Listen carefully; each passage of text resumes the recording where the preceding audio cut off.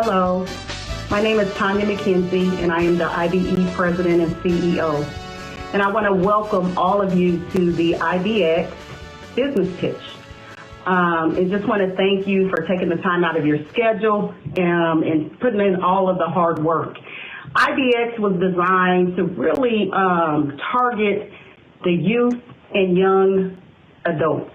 And so we're very excited. You know, the one thing that we want to do at Indiana Black Expo is just make sure that our programming is relevant to everyone. And so we look forward to continuing to work with you, continuing to come alongside your business to make sure that you are thriving and that you are successful, and continuing to work with you with respect to a lot of the other programming that we're doing at Indiana Black Expo.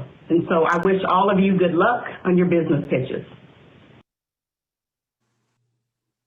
Good afternoon and welcome everyone to the IBX Power Pitch powered by InnoPower. We appreciate all of you taking the time out to come cheer on, to watch 15 rising entrepreneurs here in Central Indiana. We're excited about the program laid out for you this afternoon, and we can't wait to hear from all of these aspiring business leaders here in our city and state. First, I wanted to recognize the three partners behind this today.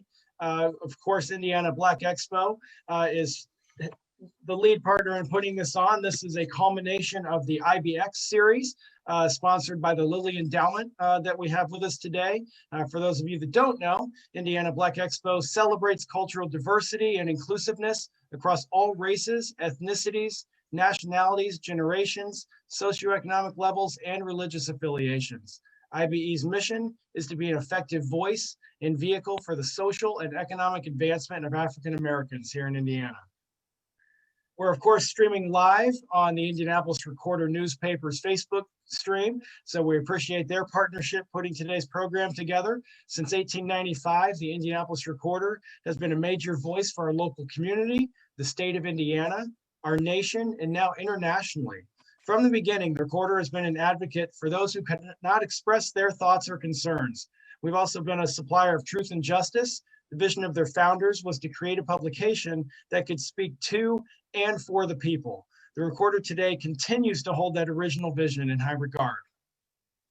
And third, this is in the partnership, this is powered by InnoPower today.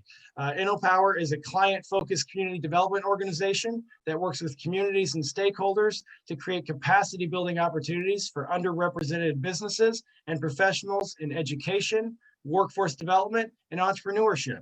With a unique focus on innovation, InnoPower works creatively with community stakeholders across all sectors on initiatives that lead to social and economic inclusion. And with that, I should probably introduce myself as well. My name is Jason Williams. I am a partner at InnoPower today and excited to help host and move this program along as we go throughout all of the pitches here in just a few moments. And I wanted to acknowledge again, as we dive into hearing from entrepreneurs today, what this IBX Power Pitch is all about. As we mentioned, this is kind of a culmination of the IBX series. Earlier this fall, Indiana Black Expo put on the IBX Workshop Series. This was a free 3-day virtual series that featured keynotes from brand builders around the area, creators, discussions on advocacy and social capital, but really focused on helping young business leaders either refine and develop an idea or continue to refine and grow their business. So this was a great opportunity for entrepreneurs in our community to continue pushing their idea forward. And today is a mix of entrepreneurs. We actually have 15 presentations we're going to be running through, but did want to acknowledge this is really 2 contests in one, if you will, when we look at the competition side of this. So half of our participants today that you are going to hear from, they were part of this IBX series. So these are newer businesses that, you know, some were created even this year, but they're just earlier in the development stage. So, you know, still a mix of incredible ideas and solutions they're putting out in the world, but these are folks that are just a little earlier in the process. As far as the prize competition, we are going to be recognizing 3 winners through this IBX group. So again, these are the entrepreneurs that were part of the IBX series and participated in those workshops earlier this fall. Our first place winner today with the IBX side is going to win $2,500. The second place will be taking home $1,000, and our third place from the IBX series will be taking home $500. So again, a great little prize recognition to help them as they continue to drive their businesses forward. The second group of entrepreneurs that we're going to hear from, this is our Power Pitch contest. This is a group of participants and entrepreneurs that are just a little further along. Again, this is not to say their business is any better than another that we're going to hear from today, simply to acknowledge that these are companies at different levels of their development cycle and have had a little bit more time under the belt to grow their business. And we're going to be awarding one winner as far as the Power Pitch side goes, and that winner will be taking home $5,000 to help propel their business further ahead. And again, this is all presented by Indiana Black Expo, and we thank the Lilly Endowment for helping provide that cash prize today for everyone. Before we jump into the presentations, I did want to quickly recognize the 5 judges that have been helping review these pitches and working with these entrepreneurs, and will be part of the program today, answering some live questions and then ultimately making some selections at the end. So judges, I think you're all on here. I'm going to just quickly introduce you, and we've got just a few minutes. Just want to quickly have you each come up as I call your name, and just say a quick line or two, maybe a further introduction, or just why you're excited about this group of entrepreneurs today. So first, I want to introduce Stacia Murphy. She's the project manager for inclusive growth at Develop Indy at the Indy Chamber. So Stacia, well, thank you for your support today. Just hear a word from you. Yes, thank you again. This is awesome, and I always love when I get the chance to work with InnoPower. And all of the contestants this afternoon, it's a long day for me, have been really great. And it's encouraging to see so many people starting their businesses and growing their businesses, especially during this time. So I'm very excited. Yeah, thank you. The second, we'll hear from Eddie Gill. Eddie's lead advisor at Wise Financial Northwestern Mutual, has been a vital part of our InnoPower support as we've been working with entrepreneurs, was part of our conference earlier this August. You may know that the name Eddie Gill's a former Pacers player and is also still involved in the world of sports broadcasting. But Ed, if you want to say a quick word. Thank you, Jason. First and foremost, I'd just like to thank everybody for the opportunity to be a part of this. Really honored to be a part of it. I think all of the participants here have done a great job in reviewing what they've been able to put together. Power doing great things in the community, and the recorder just providing that outlet for some of these resources out here right now. So just want to be grateful at this time just for being a part of it. And again, I commend all the participants for going out and really having some of these creative dynamic ideas to be part of the solution and not the problem right now. Great, thank you. And we appreciate your support helping review these today.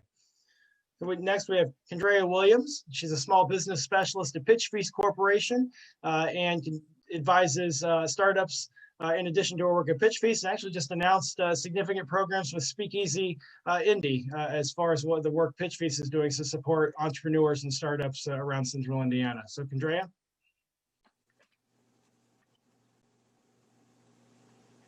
Oh, you're on mute. Here we are. Hello, everyone. Thank you, Jason, for including me in this event. And I'm super excited about the pitches that are coming up. I am excited to see that under-resourced and underrepresented entrepreneurs are finally getting a platform to be able to showcase their businesses and their talent. And so Indianapolis, we have a wealth of just unrealized talent, and platforms like this do a great deal in showcasing that talent. So congratulations to everyone, and good luck to you. Thank you. Mm-hmm. And for our judge with the best first name, at least, I want to introduce Jason Teeters. He's a business strategist with Second Muse. This is a national organization helping support entrepreneurship that is recent here in the Indianapolis market as far as their activity. But Jason, we're excited to have you on board. Well, Jason, thank you very much for the introduction. And thank you, InnoPower, and the supporting Black Expo, the Indianapolis Recorder, Lilly Foundation for putting something like this on. I'm excited and very appreciative to be a part of this. And I'm excited for the founders. I think Whether you're a small business or a Fortune 500 company, everybody's trying to find ways to innovate and provide value to their community. And so for all of you that have the courage today to share with us, I really appreciate that. And the idea that you'll be able to rinse and repeat and get better and grow stronger and make a huge impact in Indianapolis is exciting. So thank you very much for this opportunity. Great, thank you. And then last but not least, Mr. Robert Shigog is the president and CEO of Recorder Media Group. Thank you, Jason. I'd like to also thank IBE, Power, Lilly Endowment. As you all know, entrepreneurship is key to me. It's also key to revitalize our community. I am very proud of all of these 15 participants for taking part of this. Thanks. Yeah. Thank you. So again, all 5 of our judges, thank you very much for all of the work you've done to help support this contest, and obviously for your time today as we will now jump in and review these presentations. We let the participants know this a little while ago, but so you know, as the public, the videos, the pitches you'll see, these were pre-recorded. So in this world of continuation of COVID and digital events, we wanted to make sure to eliminate all potential snags. So we pre-recorded pitches. Our judges have had an opportunity to review those. So this is going to help not only streamline some of that selection process later, but also help queue up some very targeted questions. So we will be bringing each entrepreneur on to answer questions in real time, and so that way we were able to queue those up ahead of time. So we're going to be watching recorded content. So now we're going to dive into to our entrepreneurs. Again, we have these 2 contests in one. So we have, again, half this group that was part of the IBX workshop series. And then we have the other half that is part of the IBX, the Power Pitch side.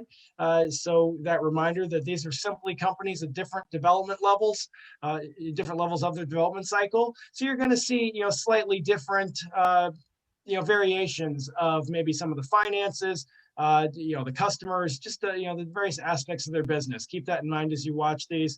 As we introduce the entrepreneurs, we will be clarifying which one of these paths they were on as far as the competition today. So we're going to jump in. So the first video we're going to see business we will see from today, Miss Kinshasa Allender. She's the CEO of Ladies Night Indy.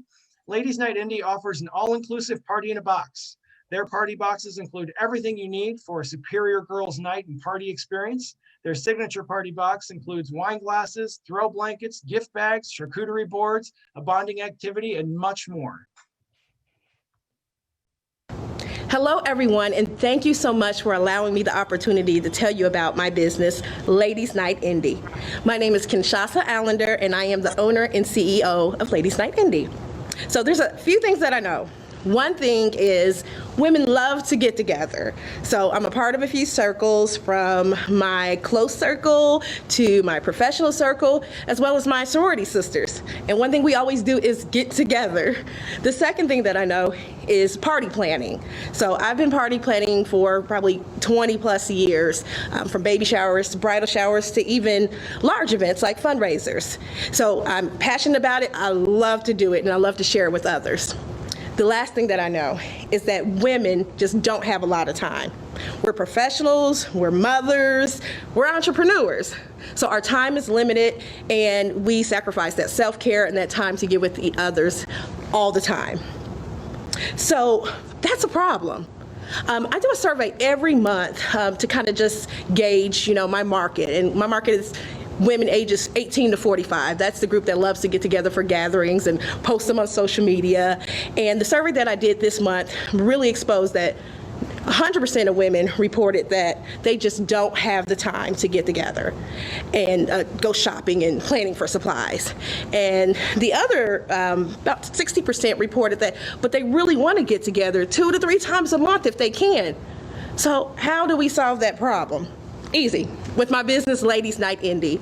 So I offer pre-packaged parties in a box. So everything you need, from unique items, table setting items, and even an interactive element to promote that bonding with women. It's a box that you can just pull off your shelf and have it ready to celebrate any occasion. So, you know, your girlfriend's getting married. She tells you she's got engaged. You can just say, hey, come on over. It takes about 10 minutes to set up. You have everything ready for this unique, simply sensational party experience. So, my team, who helps me build this business? It's not just me, because it's definitely a lot of work. So the people that really help me, I have a consulting team out of Chicago, which happens to be my family member, so that's so awesome. But also I have other women entrepreneurs who want to partner with me to have items within my boxes, as well as my creative team that I can bounce ideas off of to say, hey, this is a good idea. This is the trend for this month. So doing that research, keeping up with what's cool this month, like those wine tumblers or different styles of earrings, so I can add those elements in my boxes. So what would I do with $5,000 to help for my business? A lot of things. I really want to market it even more. So I want these unique custom branded things to go in my box, as well as being able to go out to different events that, you know, may cost a fee, and increasing my inventory. I have a lot of customers who are always, hey, can I get a box? Can I get a box? But of course, I'm limited right now with the money that I've been investing in my company, so I definitely want to meet that demand. The last thing is my growth. What I really want to do to take Ladies Night to the next level. I know COVID has kind of set me back on some things, because you want to do those intimate parties, which that's what I promote through my business, but you want to be safe. But I do include mask and sanitizer in my boxes. But post-COVID, what I want to do is have women to be able to come out, my employees to be able to come out and host a party for you to make it an even more creative, an even more sensational party experience. So I hope you are, you know, interested in my business and believe in what I want to do and be able to support me. And I would love to be able to be a recipient of this grant. You can check out my website, www.ladiesnightindy.com. Thank you so much.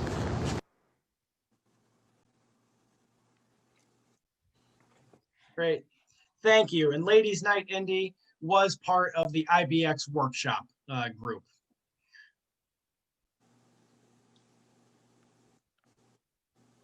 So we will bring the judges on. Ms. Allender, if you would like to join us, we have a couple minutes here for some short Q&A. So judges, did anyone have a specific question about Ladies Night only? I did. Sure. Stacia. Hello, Stacia. This is Stacia. Real quick, I really appreciate your idea. It seems to work really well right now during COVID, just to help people, inspire them to get together and spend time together, even though COVID can be pretty isolating. But I'm wondering, are there ways you decided to pivot your business due to COVID and not being able to host these events in person? Absolutely. So I've had to tap into having those virtual events, so having virtual Zoom parties, and asking the consumers to drop off the boxes at the homes and actually be able to enjoy those small intimate occasions at home virtually as well. Thank you. I have two questions. One is about marketing, and the other question is about how long have your business been in existence? And also, how do you market your company to potential customers? Okay. Yeah, so I've launched Ladies Night Indy this year during COVID, because I thought it was really important, again, to, you know, create those moments and celebrate the small things in those intimate settings during this pandemic.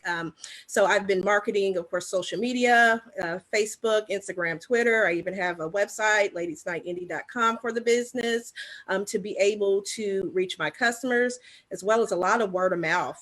When I'm browsing on those social media outlets and I see that people are having baby showers or bridal showers, so I'm able to say, hey, I got something for you. I think that's going to work and really bring your event to life. And I had maybe just a follow up to Stacia's. How receptive have your group of folks that are participating? How receptive are they to the virtual experience? I think now everyone is kind of just embracing the virtual experience. So most people love it because they want to be safe themselves. So being able to just drop something out someone's home and then still being able to enjoy it later, everyone has seemed to be very receptive of that. Great. Well, thank you, judges. Thank you, Ms. Allender, for sharing Ladies Night Indie with us. And so our group knows there is an opportunity, judges, that we do have the opportunity to answer questions in our chat feature here as far as the host group. If you have any further specific questions for her. For those watching, feel free to share your thoughts and feedback in any comments, questions in the Facebook comment section as you're watching this. We certainly encourage that feedback from the public. We will make sure that all of these entrepreneurs do see that as we gather up all the information after this session has completed. So we appreciate that support as well. Thank you again. So our second entrepreneur tonight, she is part of the Power Pitch group. Miss Brandy Bennett is the founder of Go Off Sis. Go Off Sis hosts sister socials once a year, which is a safe space for women, providing networking opportunities to connect with numerous successful women in the Indianapolis area. Sister Social allows others to share their businesses and brands on a larger platform and truly gain exposure. Hi, my name is Brandy Bennett. I am the creator and founder of Go Off Sis LLC, a lifestyle brand that was created in 2017. Go Off Sis focuses on the constant elevation of women to excel in all aspects of their life, ranging from career growth, increased focus on fitness, or your spiritual journey. Go Off Sis was created to emphasize the need of women's empowerment and women of color truly uplifting and supporting one another. Ever since I was a little girl, I can remember my mother showering my sister and myself with confidence, supportive pep talks, and endless motivation. Go Off Sis hosts Sister Social once a year, which is a safe space for women that provides networking opportunities to connect with numerous successful women in the Indianapolis area. Sister Social allows others to share their businesses and brands on a larger platform and truly gain exposure. Sister Social also has a panel portion that explores business etiquette, entrepreneurship, managing your career while moving up the corporate ladder, and various topics where questions will come from the attendees. Last year, we had about 100 ladies attend, and we are excited to far exceed this number this year. Go Off Sis just wrapped up their first annual toy drive, where we raised over $1,500 in monetary donations and donated over 300 toys to the women and children of Wheeler Mission Shelter downtown. At a time where we need joy more than anything, it was truly heartwarming to put a smile on these young women and their children's faces. Go Off Sis is in the planning stages of next year's Sister Social.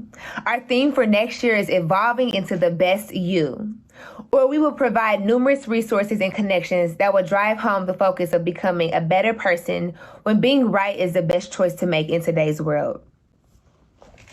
We are connecting with all different types of women in Indianapolis and coming together with one mission in mind, evolving into the best you. Go Off Sis proceeds and tickets fund will be utilized for a book award this year. This book award scholarship will assist in helping a young girl purchase books for her first year at college. We know how vital education is, so it is only right we set young ladies up to bring forth their best potential. I will be honored and humbled to be a recipient of the Power Pitch Award.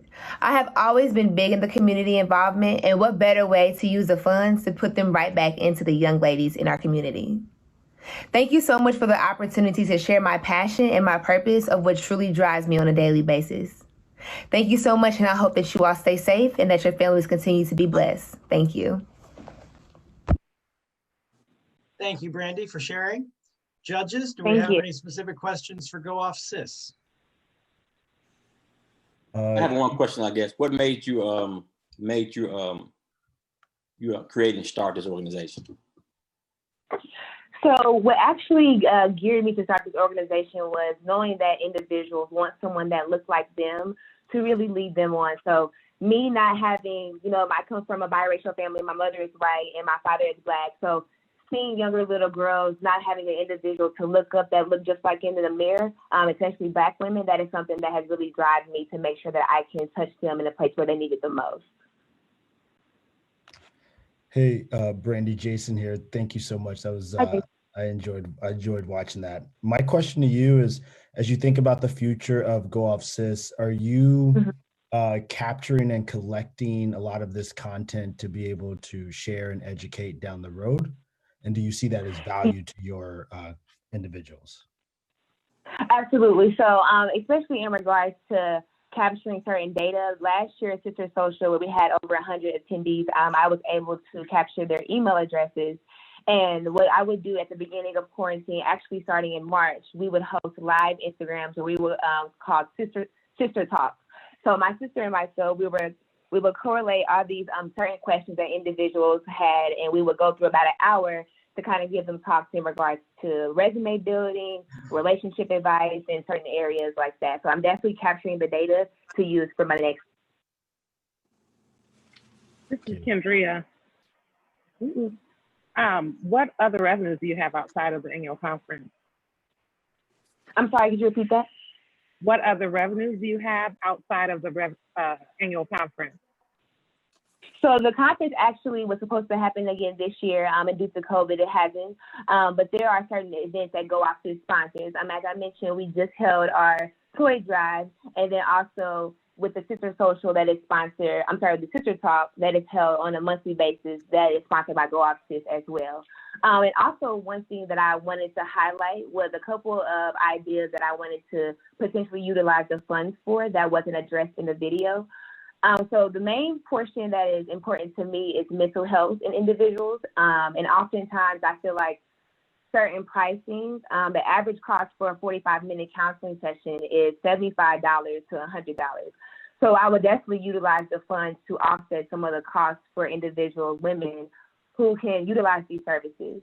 I would also utilize the funds to host a resume builder workshop. Oftentimes individuals say, hey, here's a job, go ahead and apply for it. But if you don't have those resources to set you up for success, then oftentimes it doesn't go through. And then lastly, I would replenish the book award that we have started to help freshman girls go off to college to purchase books. So I just wanted to highlight that as well. Well, thank you, Brandy. We appreciate the answers. Judges, thank you for those questions. And if there's any further questions from Ms. Bennett, please continue that conversation in our green room. So thank you, I appreciate it. Yeah, thank you. Our next entrepreneur, this is another participant in the IBX workshop series. Ms. Charlotte Brown is the co-founder of Me Too Chronicles. Me Too Chronicles has developed literary products, educational workshops, and services to help support their mission.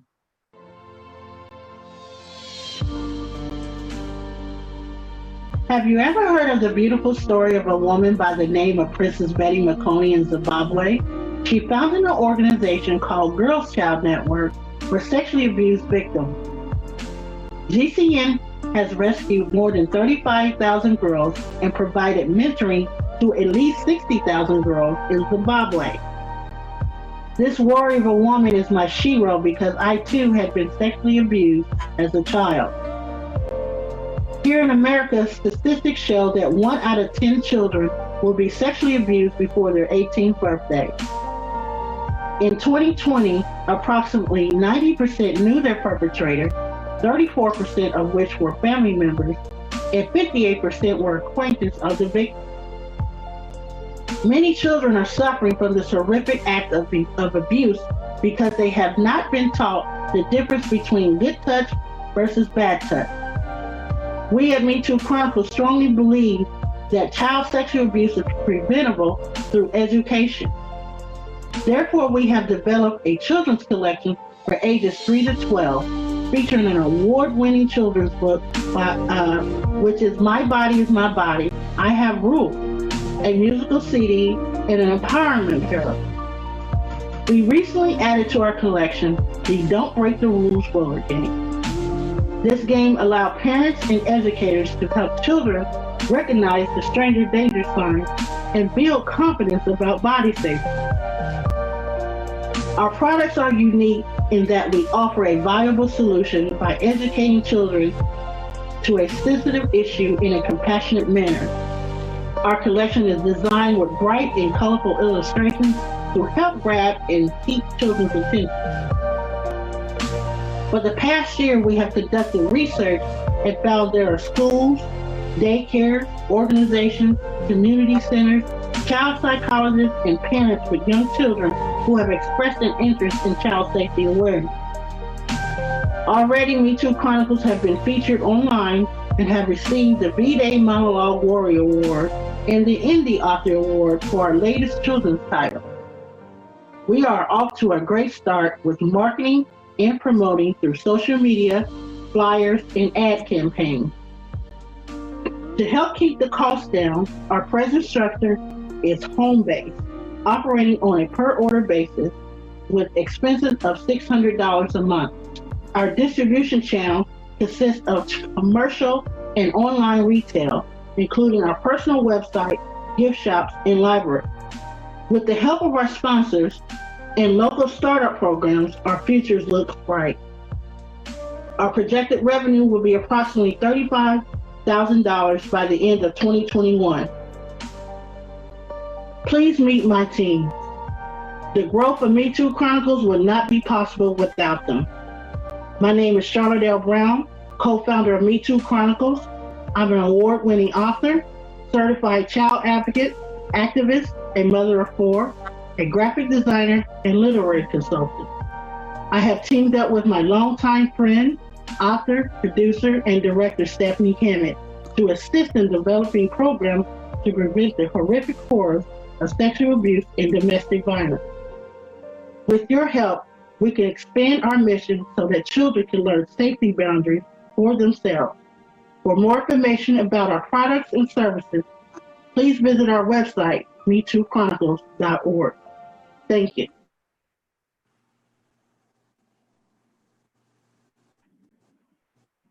Thank you for sharing that, Charlotte. Are there any specific questions from the judges for Me Too Chronicles? Have you ever asked yourself?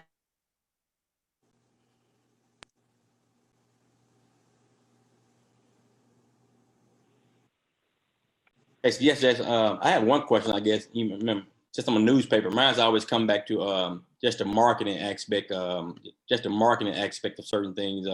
What's the demographics you're marketing to, and things of that nature.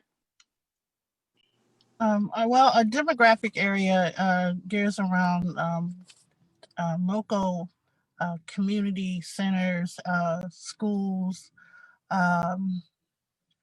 anywhere that is pressing a need that needs education on about body safety awareness, because we also do this on a level for adults as well. We want to start with the youth and up to the adults. So we're canvassing the area to see where we're needed the most. So we're finding like daycare, schools, church organizations, some church organizations, but mostly schools. I was going to ask, in terms of the I'm sorry, go ahead. I'm sorry, I had a death in the family, so it's been rough getting through today. So I apologize for my appearance today. Oh, no, I myself am incredibly sorry to hear that. I know this is tough on you just to be going through this at the moment. So I'll let you have your time back.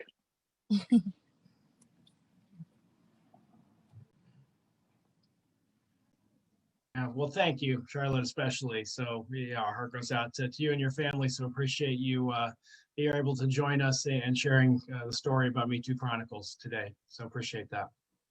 Okay, thank you. So yeah, our next presentation is part of the Power Pitch contest. So Ms. Trelanda Colbert is the owner, and she's an integrative nutritionist at KEI2 Health.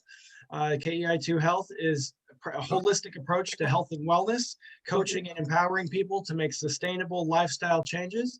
She offers workshops, cooking classes, meal prep, and healthy baked goods, consisting mostly of vegan desserts. Have you ever asked yourself, does stress at my job or in my relationships cause me to overeat? Does lack of sleep or low energy prevent me from exercising? Are you tired of one-size-fits-all approaches to dieting? Are you wanting to live a healthier lifestyle but just don't know where to start? Then it's time that you speak with me, Trelanda Colbert, certified integrative nutrition coach, and CEO of Kita Health LLC. As an integrative nutrition coach, I practice a holistic approach to health and wellness, which means that I look at how all areas of your life are connected. I help you understand how the primary foods, your finances, your job, your relationships, affect the secondary foods, the foods that we put into our body. I became a nutrition coach because I love helping people, and I've always been interested in natural healing. And through my own health journey, due to having high blood pressure and high cholesterol in my early 20s because of the way that I cooked and the foods that I ate.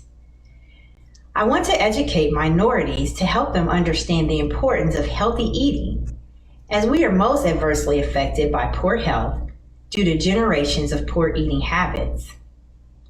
Nearly 48% of African Americans are obese, and more than 40% of African American men and women in the US have high blood pressure. Did you know that high blood pressure and high cholesterol can be lowered simply by changing your diet? My mission is to empower people and provide ongoing support as they make sustainable changes to improve their overall health and happiness. My target audience are those that are open to natural ways to heal and prevent illness, those desiring to learn what foods to eat and how to properly prepare them to promote health, and those seeking weight loss through change eating habits. I offer a free health consultation that can be scheduled online at kitahealth.com. Additionally, I offer grocery store tours, cooking classes, group workshops, meal prep, and vegan baked goods, all of which can be scheduled and purchased on my website. Currently, I have a marketing technology advisor, a financial advisor, and a temporary employee that assists when I have large events.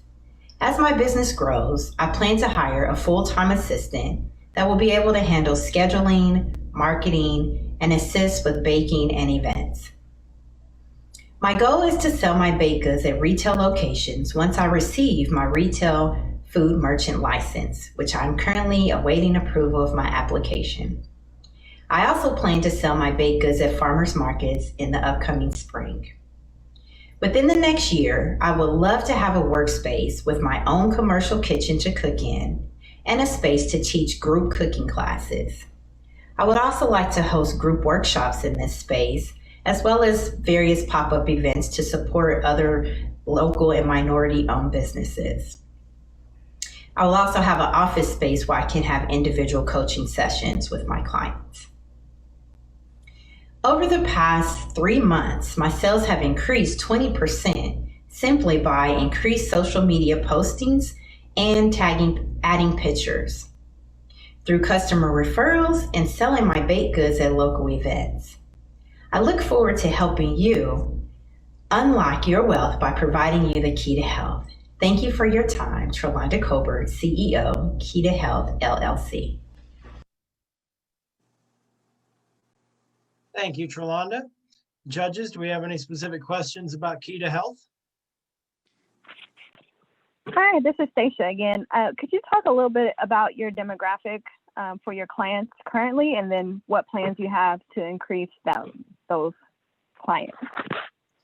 Currently, I have I average between 8 and 10 clients a week. They are all African Americans. I ideally would love to at least double that. I finally did hear from the health department last week, so my license is moving forward and progressing with a kitchen space that I will be able to accommodate a lot more clients. I was going to ask, what do you think your individual bandwidth is?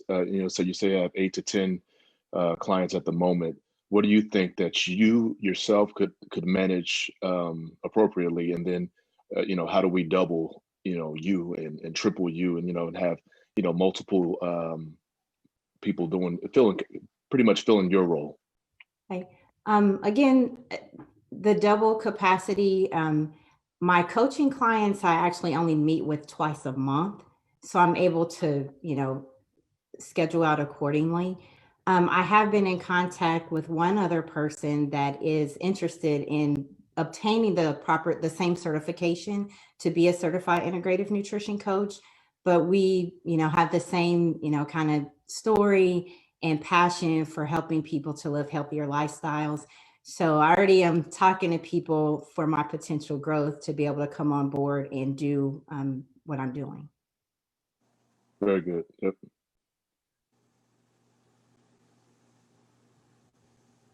What have we learned during COVID? Doing COVID to integrate what you have going on, especially in the African American community, why this is so needed? Well, it's very much needed because poor diets, poor health conditions put us highly susceptible to the COVID virus. I was actually reading an article recently about low vitamin D deficiency, which is very prominent in the African American community. So what I do is being able to get people their overall health balance. Everything starts in our gut. Everything starts in what we eat and putting into our bodies. And we know the history of African Americans and our connection to food. So it's just understanding the importance of making those changes. Great. Well, thank you for those questions, judges. Sharonda, great job presenting Key to Health. Appreciate it. To our next entrepreneur, another participant in the Power Pitch contest, Mr. Leonardo Colon, is CEO and Ninja with Ingredients for Leo's Wellness Bakery. To help bypass the stigma commonly associated with CBD, Mr. Leonardo devised a more friendly approach by incorporating it as a wellness supplement in a crowd-pleasing, delectable, and healthier chocolate cookie. He's now grown into a full-service, plant-based and gluten-free specialty food vendor. Hello everyone, my name is Leonardo Colon, but you can call me Leo, and I started this adventure that goes by the name of Leo's Wellness Bakery. What got me started on this journey was my son Noah, whom has been diagnosed with autism and ADHD. But through my grandma's way of thinking, we found an all-natural approach in the form of CBD. Within 2 weeks, Noah's first grade teacher came forward and asked what was done differently. CBD gave light into Noah's life, and we are now on a mission to bring that light to others as it continues to help Noah and many more. Initially, I first offered CBD, vegan, and gluten-free bakery items, but as we've grown and learned, we now offered plant-based food and beverages. This is all in an effort to make more plant-based items more accessible in our city of Indianapolis. One way that we are going about this now is accepting SNAP benefits with a match program through the Indy Winter Farmers Market. We believe in the concept you are what you eat, and this is reflected in the products we offer our customers. For our customers that we want their feedback. We want to know what their wants and their needs are. And this is how we were able to pivot to offer alkalized water or Kangen water at the forefront now. And this is all in the effort to bring forward a community of conscious eaters to help them be well. And we do this in support, with the support of our fellow vendors, such as Blue Mind Roasting, Super Microgreens, and Ecological. We also were fortunate enough to be in 4 farmers markets this past year in 2020. Through these markets, there were great individual businesses that specialize in their own products. Those products we have used in our menu, and we are working together with these other businesses to grow together. After 1 year, we are better able to identify key markets and customer personas. As Leo's Wellness Bakery, we connect with 60% female demographic between the ages of 25 and 45.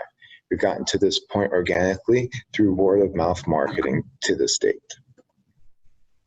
But 2020 has shown some positivity for us. We are on 1K over our projections, being the year that it's been. But moving into 2021, we have a positive outlook for Leo's with a logo, packaging, and website rebrand. This is all in the effort to scale the water services and our local retail formats. But Leo's couldn't be here without everyone else. The team is what moves us. And I mean much more than my personal family, friends, but the customers, the water fam. And moving forward as CEO, I understand I need to trust my own tribe. So that is why I brought in Kyle as CMO or the growth guru and Sarah as the COO or conductor. Together they are helping me think outside the box in order to do more good. In addition, we have an awesome support team of volunteers in Shauna, Alex, and Anastasia. Leo's Wellness Bakery was founded in Lafayette as a Purdue Foundry Startup LLC, and I look to my Purdue family for support even to this day. But as I moved to Indy, I met Josh and Taylor, fellow startup founders of the Halo app, and they today serve as great peer mentors. But together we come to collaborate on a Positivity Bomb initiative, where besides your traditional B Corp or triple bottom lines approach, Positivity Bomb works for fellow businesses to help educate, inspire, and uplift positivity and generosity into the community in the form of a way of a pay it forward initiative here in Indianapolis and across. With great opportunities, we are excited for 2021 and beyond. So I thank you for your time, and I invite you, if you see us around, come try something new made with plants and love. Perfect. Leo, thanks for sharing. I know at this time we've heard from vegan desserts and now cookies. I hope we've got a coffee startup after this. We need a good afternoon break, but appreciate you sharing about Leo's Wellness Bakery. Judges, do we have any specific questions for Mr. Leo? Yeah, I do. Good job, Leo. Great video. My question to you is, I see that you position yourself in a couple of different products, and I was wondering, knowing that you're considered to some extent an expert in having a child with ADHD and then finding a solution, how have you positioned yourself or your company to align with that market? Are you marketing to resources and communities and organizations focused on ADHD, or are you opening to a broader range of clients? So yes, thank you, Jason. So now moving forward, initially I have more or less this kind of pinpointed CBD or with autism. Mind you, so I have actually a partnership with an autism society in Fishers. That's kind of what led me to come to Indy. I did like a catering order for one of their events. And I kid you not, those group of kids were probably the best behaved kids those parents seen. But moving forward now, so I actually work at a CBD store 1 day a week. That's like one market that I go to, but also my farmers markets. So I was in, currently I'm in the Indy Winter Farmers Market. And other than that, I was in Garfield, the Meridian Kessler, and downtown. So again, different markets, different people, different segments, but also different products too. So yeah, right now we're pinpointing the water delivery, but also, yeah, like you said, the CBD. So moving forward, I've actually done a couple podcasts. And actually last week I was on the Cozy Radio. So to help get that information and education out there.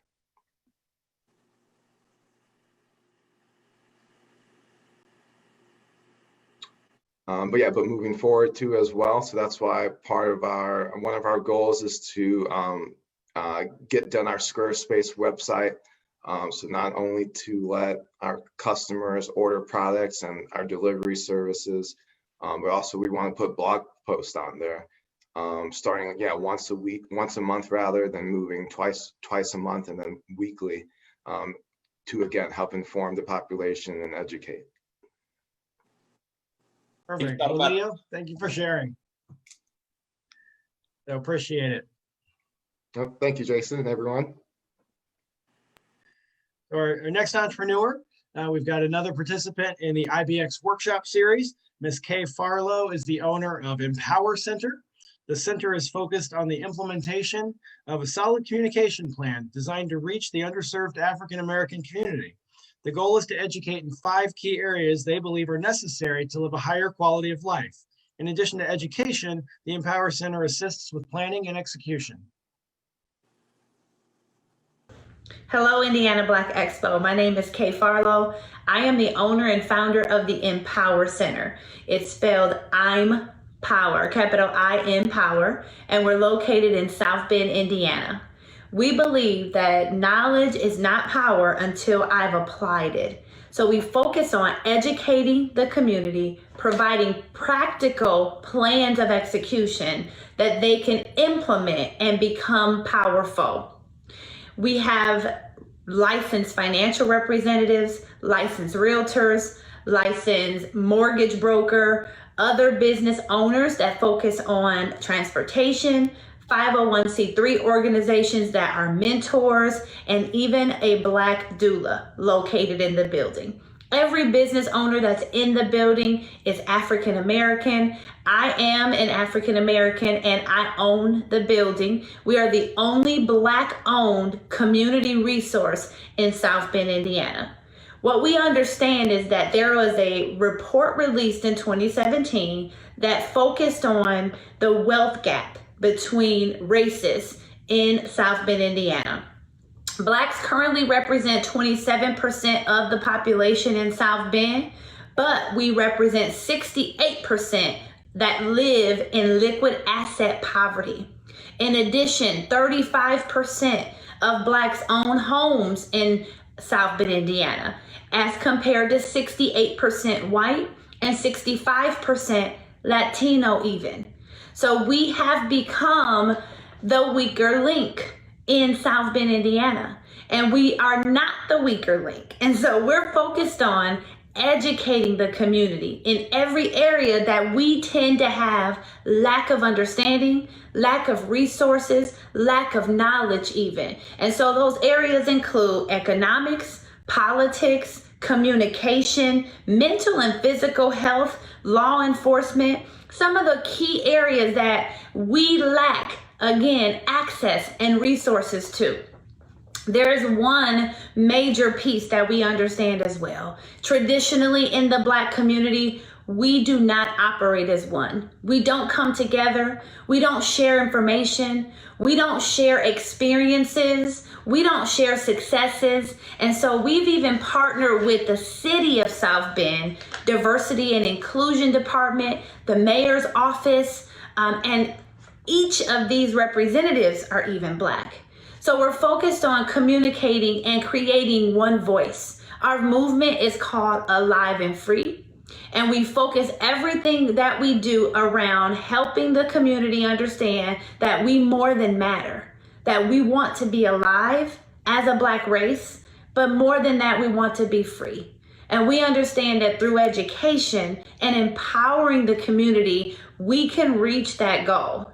We currently are implementing a communications plan because traditionally one area that we see that we struggle in is being able to reach the community, reach the Black residents, and get them excited even about learning, get them dreaming again about what is possible. So through that app, we plan to have representation of every organization that we're partnered with, every business that we're partnered with, every entrepreneur that's represented in the building, so that they get push notifications right to their cell phones that help them understand what events are taking place, what opportunities there are for advancement and learning, what opportunities are available to the Black community as a whole in South Bend, Indiana. We understand also that through COVID, there were lots of resources that were available to the Black community and entrepreneurs, but they weren't able to get them because of lack of understanding of fundamental basics of accounting. So we even have a tax business located in the Empower Center. The Empower Center itself has purchased the QuickBooks program to even track its expenditures and to track the cash flow and create budgets, right? Focusing in on creating an atmosphere, a community, and a resource center to help us become better versions of ourselves. Through my experience as a licensed realtor, as a licensed financial representative, as an investor in not only residential but also commercial properties, I understand how important it is for us to use the resources that are available to us to advance to a better place. So thanks again for the opportunity to share. I look forward to hearing back from the Indiana Black Expo and partnering in whatever ways that we can.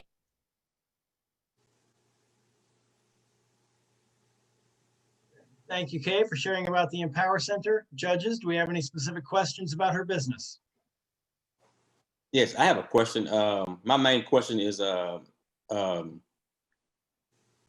scaling to more than just South Bend. What's the plans to just do this just more than just South Bend? Because obviously with everything that happened in 2020, this is needed just more than South Bend. Absolutely. So thank you guys again for having me. But I am, South Bend is my home city.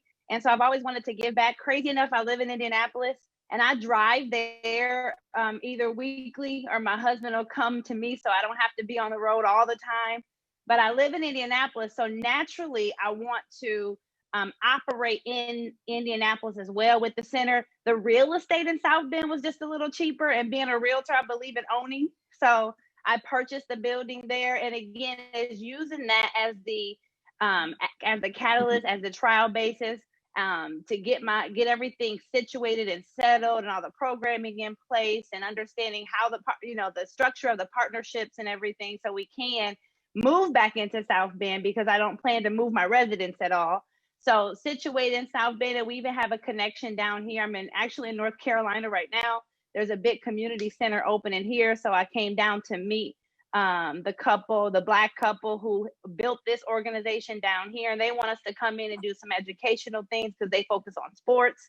So it's happening organically a little bit, but my second location personally is planned to be in Indianapolis. Can you talk a little bit about your team and how you divide the work and what roles you've identified to help you grow and get to the next level? Absolutely. So I have a board.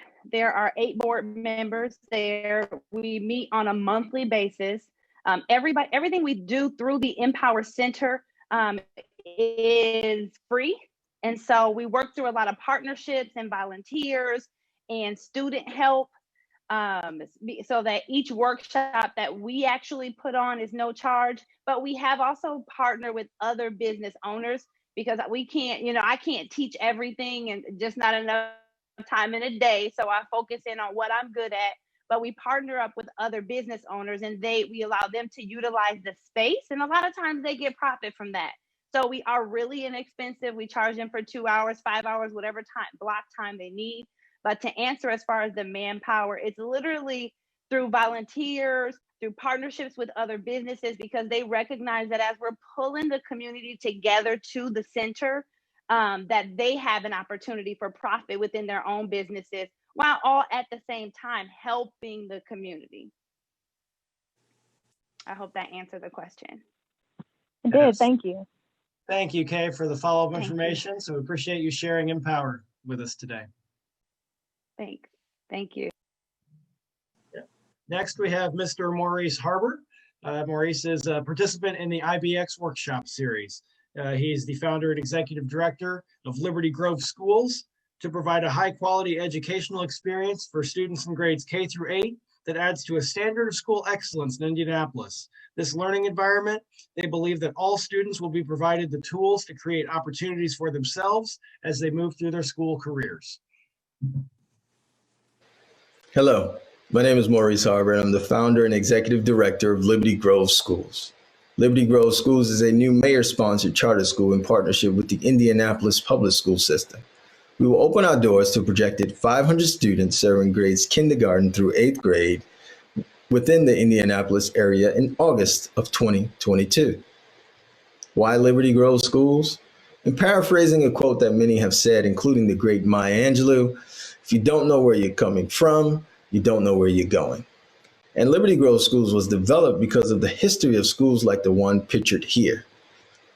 This is the picture of the first and last school located in Northern Virginia for African American children. Founded in 1881 by a group of African Americans who were once enslaved, they decided to come together and purchase this plot of land for $10.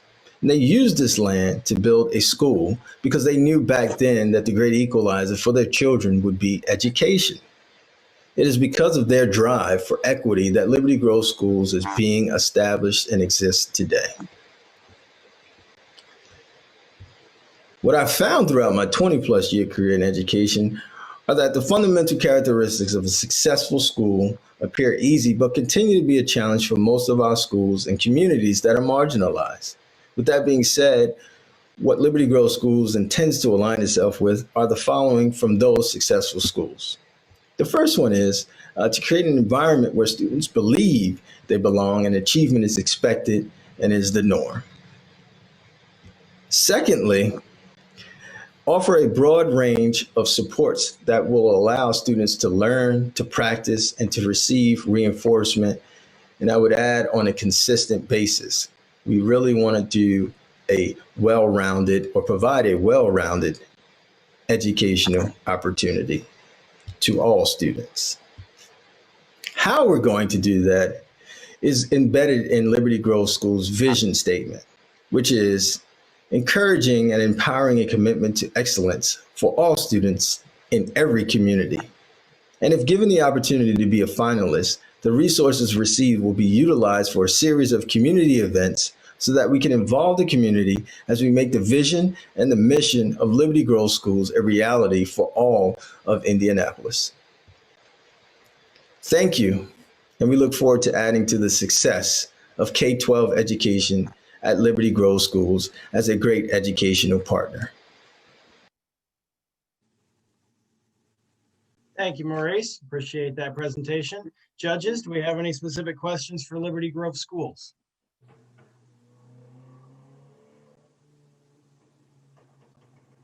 One thing is, what will make your school stand out from the other schools, the other charter schools? Right. Thank you for that question, Robert, and thank you to IBX and Power and also the recorder for this opportunity. I think what will help us stand out is really just creating an environment that supports all the best practices or all the good things that are going on in the schools in Indianapolis, and having that opportunity and options all in one place for the students that we service.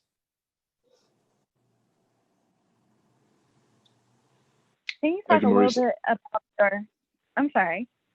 No, please. Nope, I won't do it. All you. Can you talk a little bit about your background as an educator and what you're taking from that will help you run a school and make it last? Sure. So as I mentioned in the video or in the pitch, I have 20 years in education. I started out as a math teacher in Brooklyn, New York.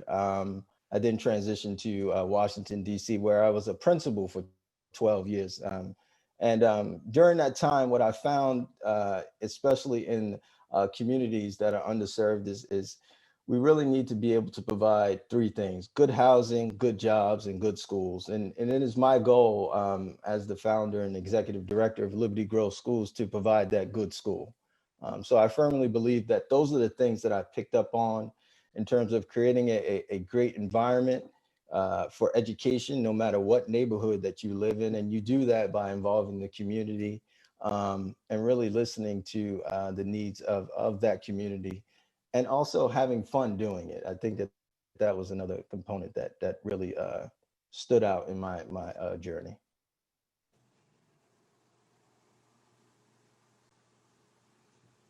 Jason, okay.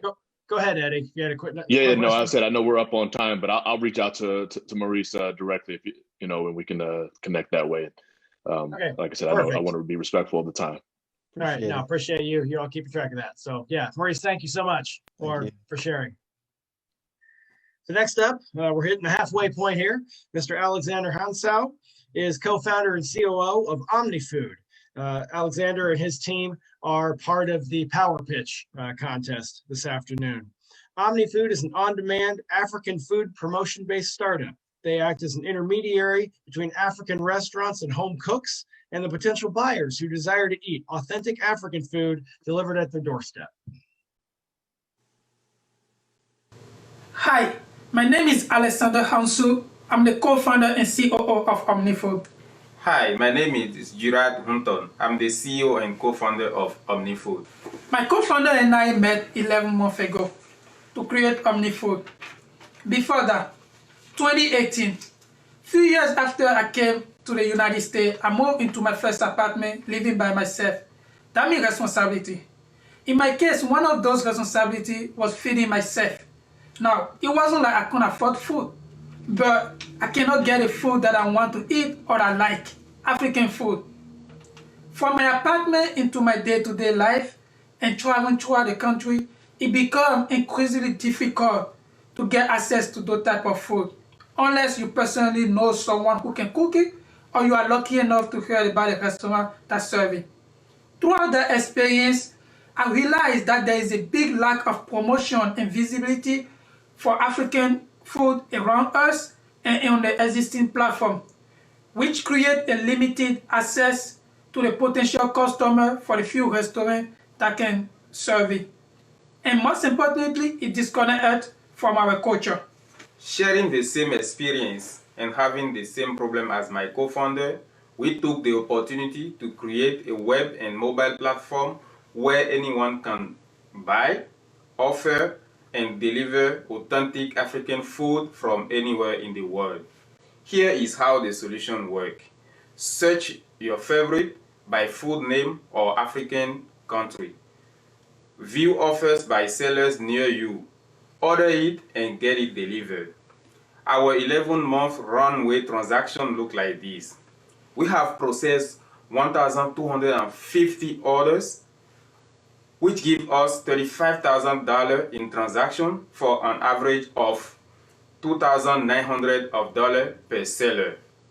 In 2019, $863 billion of sales were made in restaurant industry, with $385 billion processed online. The available market size of African food is around $25 billion. Heading into this market, we decided to partner with local restaurants that serve African food and certified home-cooked African to serve our customers that lie between any African that can afford to cook, African Student Association on campus, and anyone who want to taste the African cuisine. We reach out to those customers using Instagram, Facebook, and LinkedIn, word of mouth, and poster.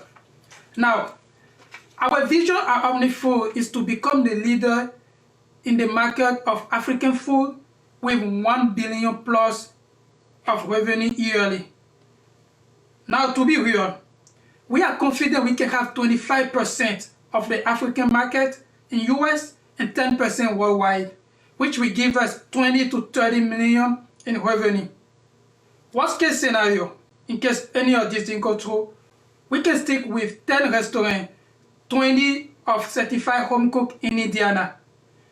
Into this mission, we are a team of 5 members, including my co-founder and I, and 3 others ranging from system engineer to full stack developer.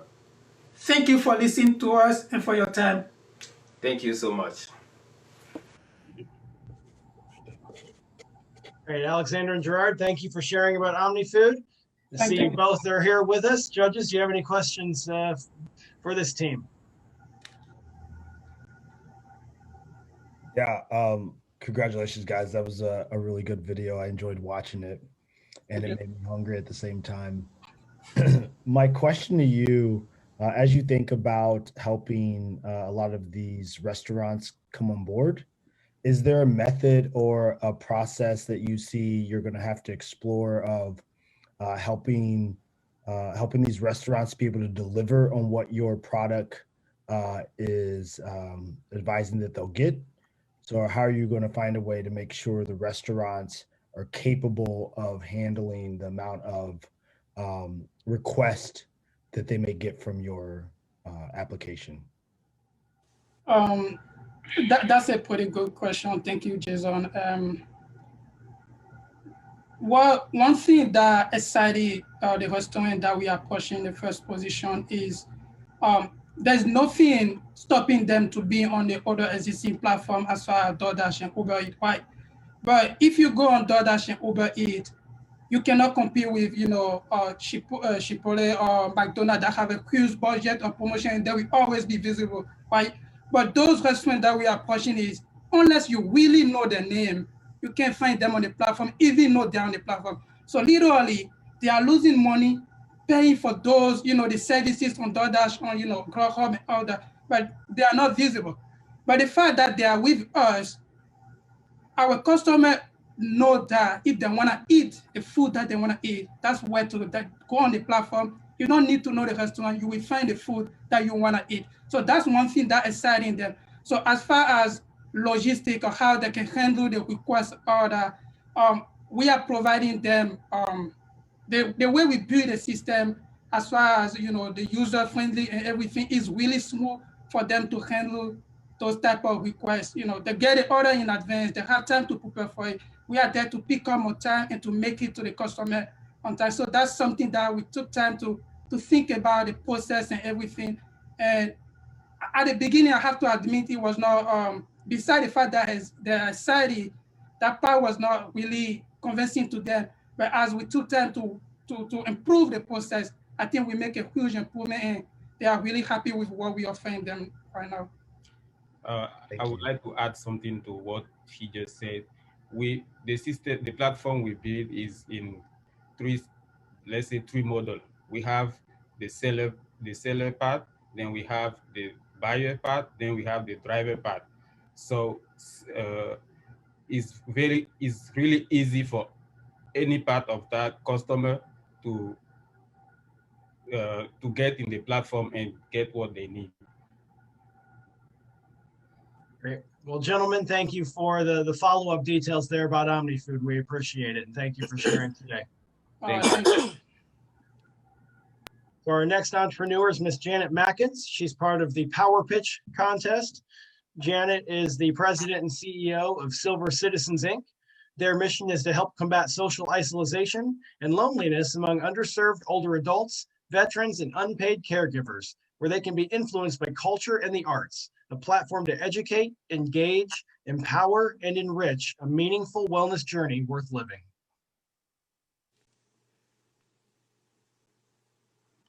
Hi, my name is Janet Mackins, the founding president and CEO of Silver Citizen Incorporated, doing business as Silver Citizen Inc. We are a nonprofit organization that strives to help family caregivers to successfully manage the responsibility of caregiving because we care. Our mission is to help combat social isolation and loneliness among underserved older adults, veterans, and unpaid caregivers, where they can be influenced by culture and the arts through our Silver Citizen Social Wellness Programming that provides social wellness events and the opportunity for older adults and the caregiver, like Crystal, who cares for her elderly mother, Miss Margaret, to get outside the walls of their home to meet new and old acquaintances, and to be inspired through comedy and positive, uplifting entertainment, and be engaged to share their talents. We invest the time needed in the community to educate, engage, empower, and enrich a meaningful life worth living. We achieve and influence this lifestyle by building new community connections, one Silver Citizen at a time.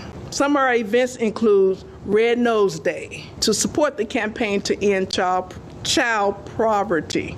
Our Dance to Wellness is our physical activity. Seniors Got Talent is where our guests are able to be engaged in sharing their talents and the ability to impact others.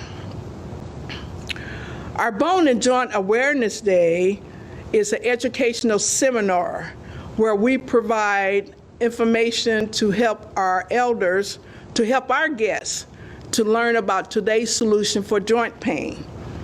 This past week, December the 5th, we hosted our third annual Bone and Joint Awareness Day, which was an educational virtual seminar. And of course, last year we had our vintage Auto Show, where we had more elderly men than women that attended, which was a great success. November would have been our third annual veteran celebration, but this year we was blessed to provide care packages, essential care packages for the veterans and our elderly guests 65 and older. And this was funded by Central Indiana Senior Fund, which was our first grant. With the dedication of Silver Citizen Inc., we're on the move and making an impact in our community by creating unique events and opportunity to help bridge the gap between the underserved elderly and social isolation. And because of this impact, we have been recognized for making these strides. We ask you to join us so together we can make a difference and live on purpose with a purpose. Thank you, Janet. Judges, do we have any questions about Silver Citizens?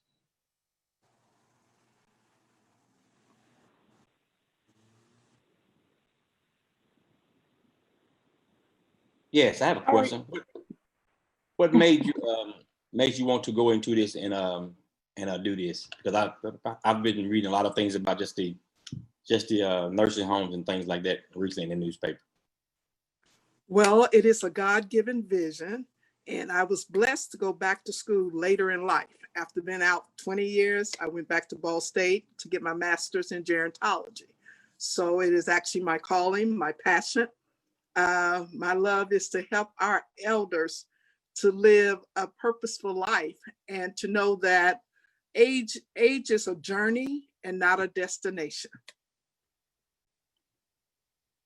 This is Kendria. How are you connecting with the caregivers? Okay, we connect with the caregivers by promoting our social wellness events. And that is to get the caregivers to bring their elderly loved ones out, because we know that they both are experiencing social isolation and loneliness. So by having our events, they are able to come out and socialize and meet new and old acquaintances. And this really helps combat that social isolation. I've even had caregivers to come up after the end of the event to say, I needed this. This is the first time my mom has spoken to me in months. So it is rekindling relationships, because as you know, caregivers sometimes forget that their mom is still an adult and not a child. And so this program actually helped rekindle relationships. Congratulations on getting your first grant. That's a milestone. Yes, I'm very excited. My question is, how have you had to pivot during this pandemic to keep everyone safe, knowing that this population is really at risk for COVID? Well, this year, the only thing we were able to do is do the care package distribution.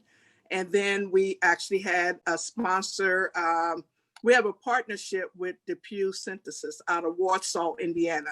And so we actually had a virtual educational seminar.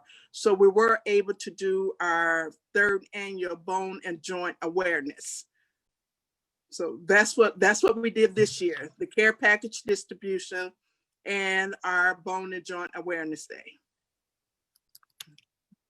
Thank you, judges. Janet, thank you so much for sharing with us today. Thank you. Thank you. Thank you.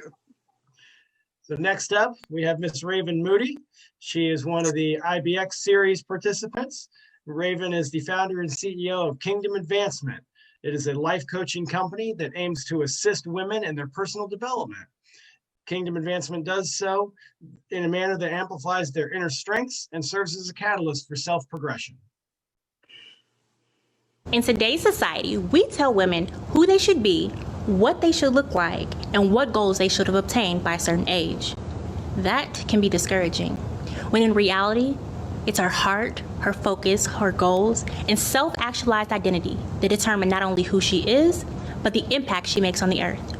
Hi, I'm Raven Moody, the founder and CEO of Kingdom Advancement LLC, where I aid my clients with empowerment, accountability, and strategy that helps them transition from their now to their next. There are 6 areas that Kingdom Advancement caters to. Maslow's hierarchy tells us of the importance of esteem and self-actualization. As a coach, it's not my job to give advice, but to use the client's strength and to challenge any negative thoughts or patterns that hinder their progress. Every human needs influences outside of their lives, of empowerment, strategy, and accountability. Even the wealthiest people in the world use coaches, read books, listen to podcasts. They invest time and money into bettering themselves. And speaking of podcasts, I plan to use podcasts, word of mouth, social media campaigns, and post-COVID live events to maximize the exposure to my company. There is indeed a need. Coaching is a $1 billion industry with a 2.2% annual growth rate. It's also a scalable industry. As your business grows, there are many opportunities to simplify your processes as you grow your clientele. According to the International Coaching Federation, 99% of coaching clients have enjoyed their coaching sessions.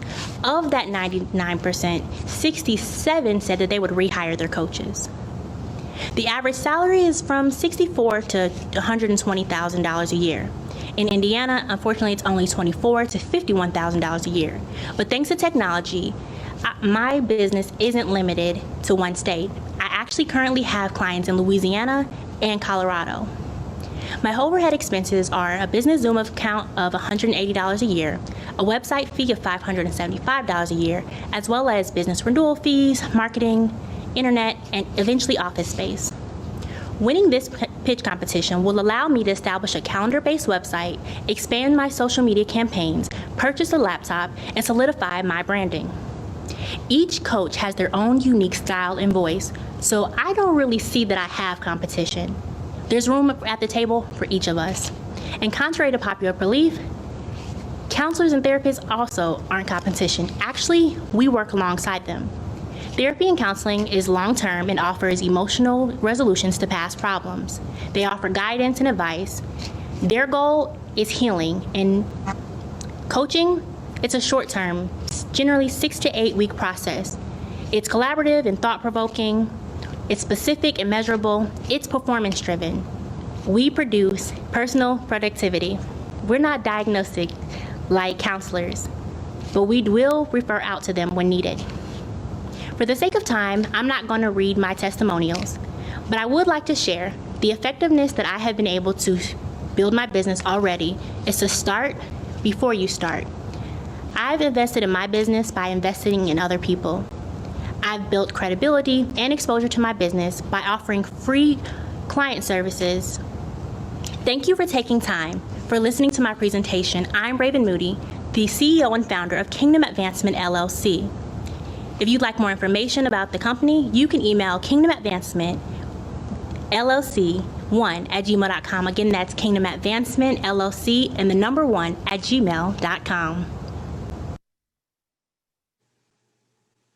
Thank you, Raven. Are there any questions for Kingdom Advancement, judges?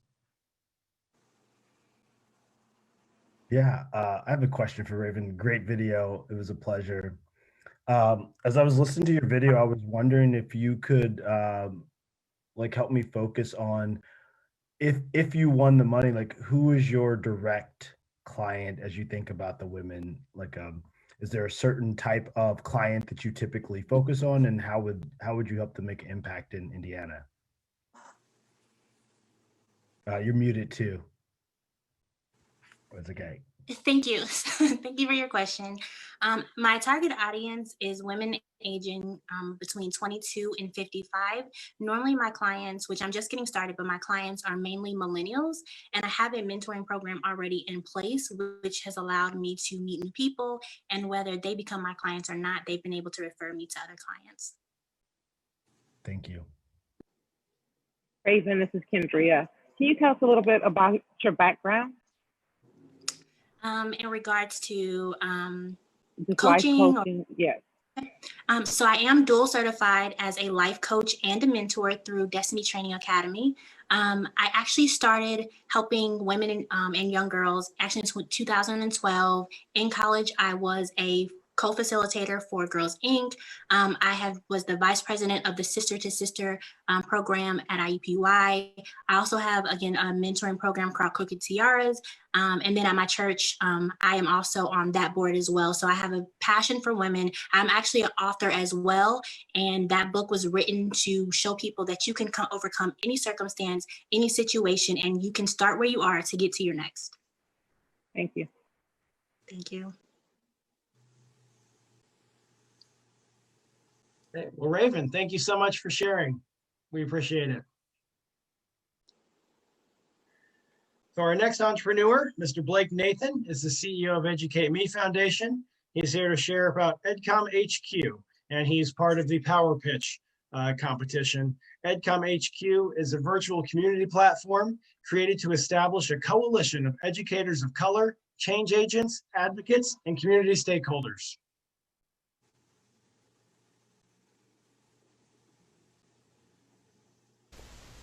Greetings, I am Blake Nathan, the CEO and founder of the Educate Me Foundation.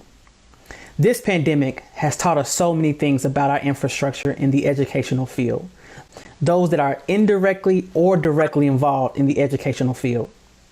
From organizations in our community stakeholders, our universities, the K-12 sector, even our early learning centers are struggling to figure out how do we make sure we are developing a community inside of this digital space that we're normally not accustomed to. And that's why we created EdCom HQ, an opportunity for you to connect locally, but educate globally. Right now, there's not a centralized digital space for our Black and Brown community to connect with and develop a community. There's too many organizations, there's too many choices, and it really creates a disjointed experience for our users. There's no infrastructure. There's no seamless opportunity to even discover where these organizations are or these entities are placed. And there's not a single place to sign up and manage both in person when the world opens back up, also virtual events. There's not a streamlined experience for the user. And last but not least, where do we even host virtual large events right now? So what we decided, we created a solution to all these problems.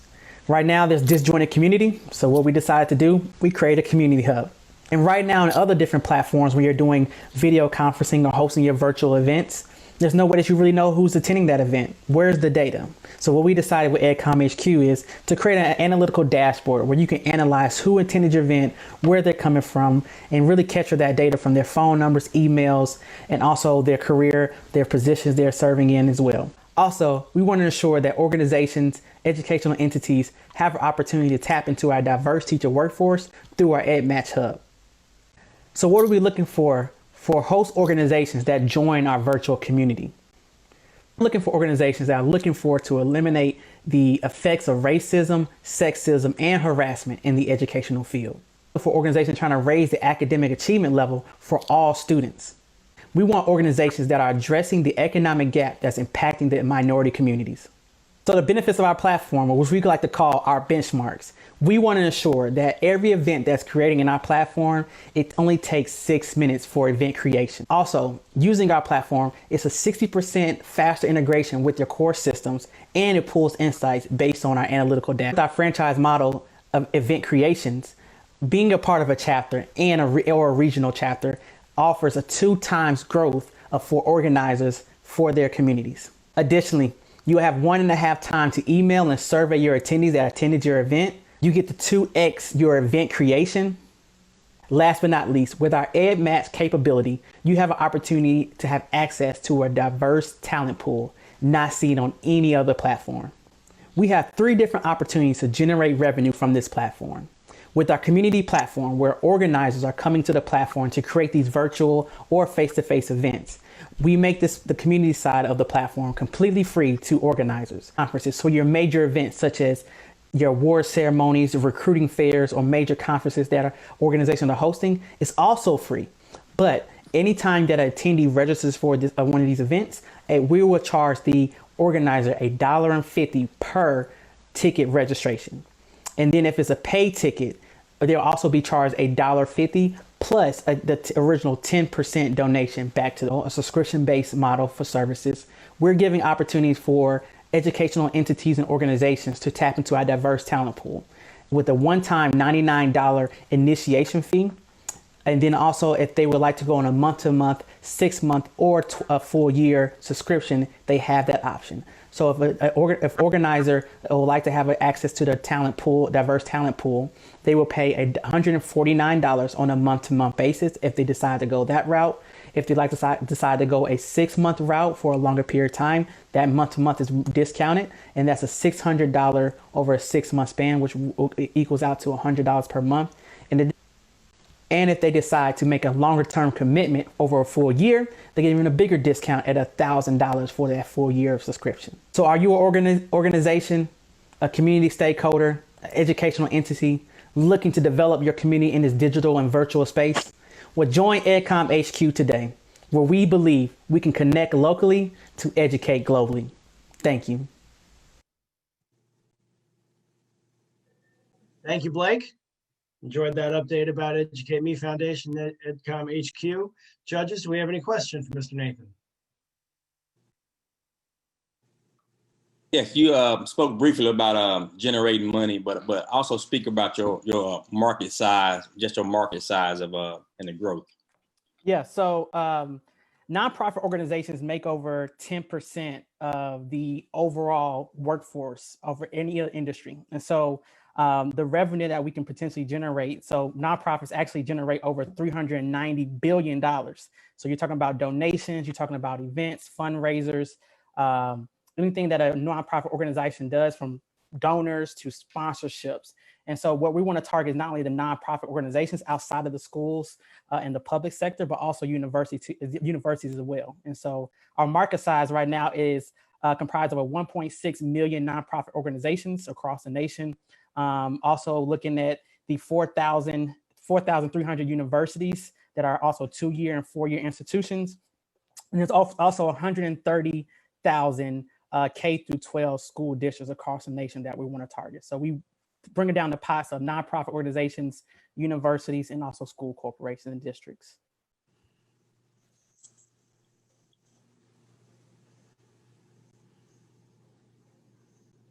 Hey, Blake, really good video, man. Knowing that you're targeting the nonprofit and the education system, has there been any thought about security, and knowing that a lot of times individuals with information that should not be shared, like, is that something that's considered in the development? Yeah, so actually the platform is currently developed already. It's fully secured, SSL secured as well to the website. So your data is not going to be shared. Individuals that create organizations on the platform are the only ones that have access to that data. And actually you have to fill out a form on our behalf. So we have rules and regulations to be, a certified organizer on the platform, and you have to abide by those community rules. And so we actually outline those community rules as far as an organizer. And as an organizer, you also have the option to deactivate a potential person inside of your community. And so we have the language kind of written out as far as code of ethics, being a part of the community for event structures, community members, even our chat features or posting features when we have the stream feeds as well. And so as organizers, also as Educate Me, we governing all those different interactions by organizers and chapters and also regions. Thank you. No, thank you. Yeah, Blake, thank you for the clarifying answers. We appreciate that. Judges, thank you for your questions. So appreciate you sharing Educate Me Foundation today. All right, thank you. Yep, so we're down to our final 4. So next, I want to bring up Miss Tia Scott. She's the owner of Mother's Earth. Tia is part of the Power Pitch contest. Mother's Earth creates all natural body care products. Their star product is Total Toothpaste Replacement, Down to Earth Tooth Dirt, which not only feeds our teeth the nutrients and minerals that they need to thrive, but also freshens and feels like you've gotten a professional cleaning after each use. Hello, my name is Tia Scott, and I'm the owner of Mother's Earth, and I'm also the creator of the holistic oral care product Down to Earth Tooth Dirt. Have you ever brushed your teeth and an hour or so later felt that plaque build up? Or better yet, have you ever had a toothache or a dental diagnosis for a root canal and tried to use your current oral care routine to reverse it? Well, we have both of those solved and more with our oral care line Down to Earth Tooth Dirt, allowing you to save on future oral care treatments as well as provide you with optimal oral health like never before.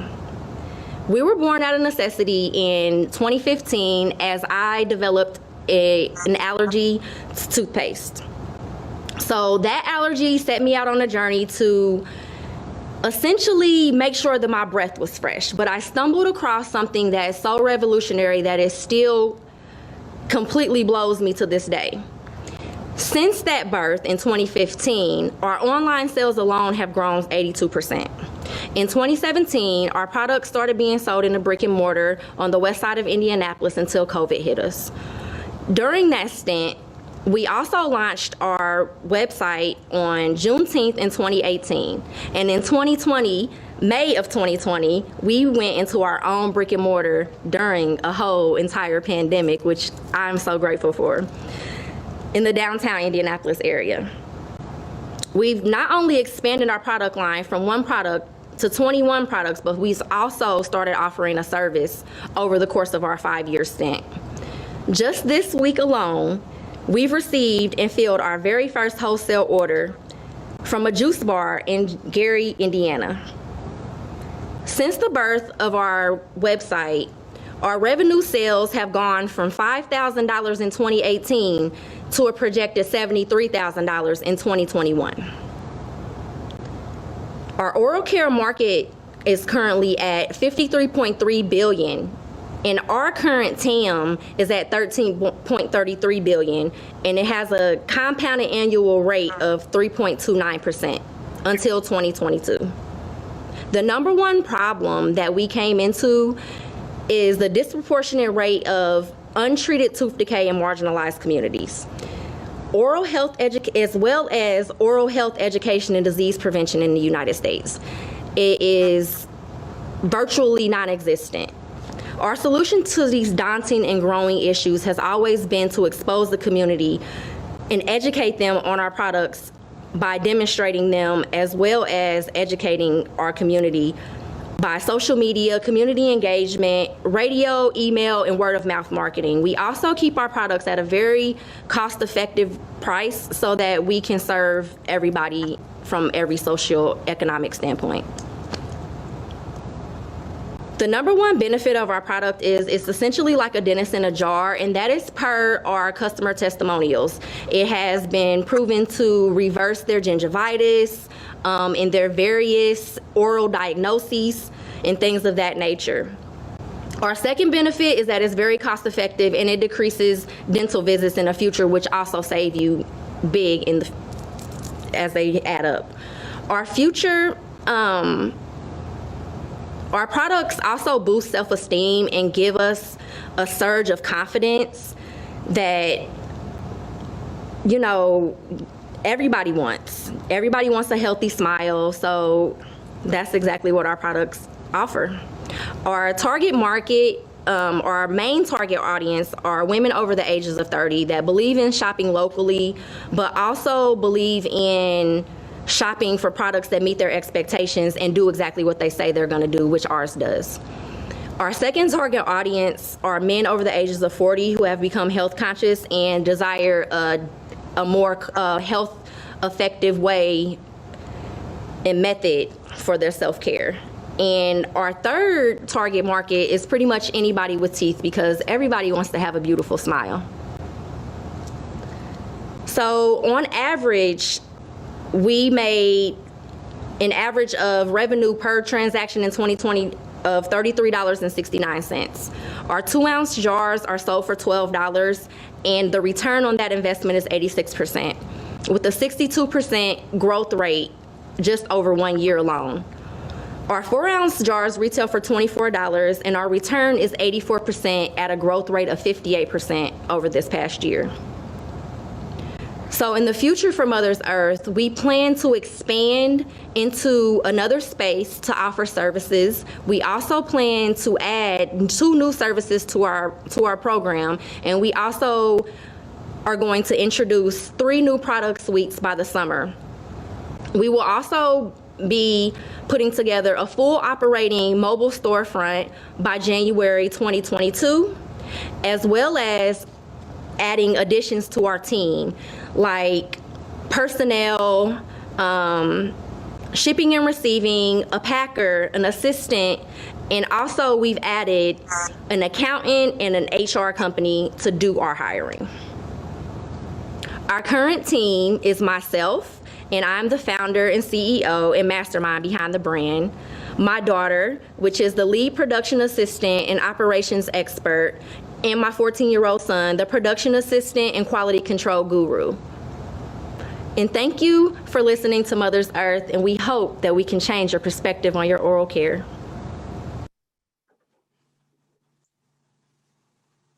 Thank you, Tia. We appreciate you sharing your business.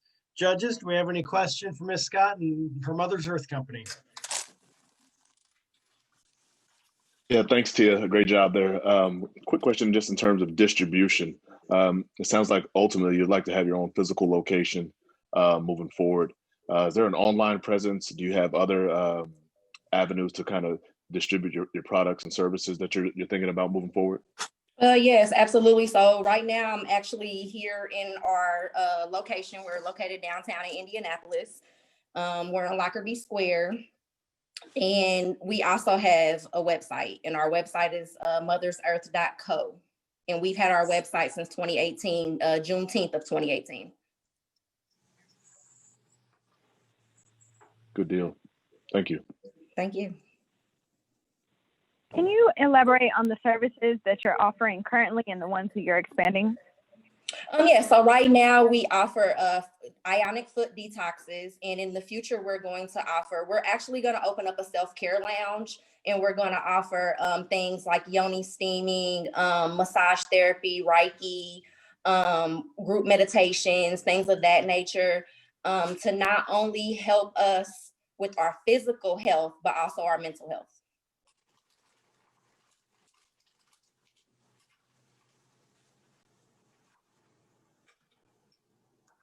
Well, Tia, thank you so much again for sharing. Absolutely. We really appreciate that. Thank you, guys. Okay, next up, I want to bring up Mr. Taylor Simpson. Taylor is the CEO of the Halo app. He's part of the Power Pitch contest. The Halo app is the payday loan industry is criminal. Each day, payday loan borrowers across the U.S. request $500 and pay back $1,300 in just a couple of months. This is a system built for users to fail. The Halo app is a private lending community that connects borrowers to backers, people instead of storefronts. We all pretty much know how awful payday loans are. We hear the horror stories. You know, somebody walks in, needs an emergency loan, $500 to turn their lights back on, pay a bill, or send their daughter to soccer camp. And they walk away and they have to repay $1,300. I mean, just the most awful stories. And we hear them every single day. But each year, about 12 million Americans take out $4 billion in loans, and they pay $10 billion in payday loan fees. That's a problem. That's a crime. If those same users, if those same 12 million people borrowed from the Halo app, then $8 billion goes back into local families, local communities, and local economies. And that's our mission. That's the power of the Halo app, and that's the purpose of why we exist. $8 billion. This is why we believe that the Halo app is a cure. We accomplish this. We save our communities $8 billion by connecting payday loan borrowers directly to people. So the Halo app is a private community that connects borrowers to backers, the lenders on our platform, for loans up to $1,000. The borrowing process is very simple. For our users, you simply make a request from $100 to $1,000. You tell us what it's for, which is a huge business opportunity for us. And then you tell us how long you need to repay the loan, which can be anywhere from 2 to 24 weeks. You submit a request to our network of backers. We have backers all over the United States, people that are lending money to these borrowers. You can customize your dashboard, say how much, what range of loans you want to see, how quickly you want your money back, what risk tolerance you have. You can even filter it by community. Let me just see people that need loans in my church or at my job or at this particular nonprofit. You select a loan from a dashboard, and there's a simple sliding bar system where you can select how much you want to make from 0 to 35%. And again, this is not 35% over the course of a year. This is in the matter of months. We use a system called the Halo score to score all of our borrowers. A lot of our borrowers, about 40% of them are not in the credit system. Slightly higher risk on our platform. Just over 10% of our users default do not pay back. So just under 90% repayment. Huge opportunity because, again, and no other platform are you able to charge 25, 30, 35% and still feel good about it, because at the end of the day, you're saving our borrowers, hundreds, if not thousands of dollars by using the platform. 12 million potential members all over the United States. How do we target the people with the greatest need as fast as possible with our platform? We do so through community partnerships. We approach umbrella communities. So this could be a church, this could be a nonprofit. We talk to their community head, which is often the CEO or the president or the founder of the organization. And we agree that this platform can help their community in either a backing capacity or a borrowing capacity. Once we make that agreement, we send them over an actual agreement for them to sign that just says we're engaging in a partnership. And what that partnership does for us, we do a launch party or a welcome room in which we invite everybody from the community. We usually get about 5 to 10% there. But we invite every single person to a Zoom webinar, essentially. And from that call, on average, we convert 50 new borrowers, which brings in $2,000 in month one revenue and over $10,000 over the lifetime of the community. Huge numbers. We reach out to 10, we get one to sign, we get $2,000 in revenue. That whole process takes about an hour. So right now we're focusing a lot of our attention on the sales force to engage with these communities, close them so we can deploy the app into the community members. We have a diverse team of diverse and proven winners. We've also laid out a hiring plan. Unit economics extremely strong. We've put together a pro forma of 3 different cases: worst case, most likely case, and best case. This is an outline of what our most likely case looks like with some key assumptions and KPIs and stuff that we know for sure. So if the Halo app won this competition, it would be tremendous for us. Currently, we're running a Christmas campaign offering not only our platform, but 0 interest loans. We are a private community, so we're opening our platform up to Indiana users, but we're also taking it a step further by covering the fees that the borrowers will accrue on the platform, which furthers the mission. $8 billion our platform is going to save when we convert people from using these predatory payday loan centers to the Halo app and the Halo app community. Thank you all.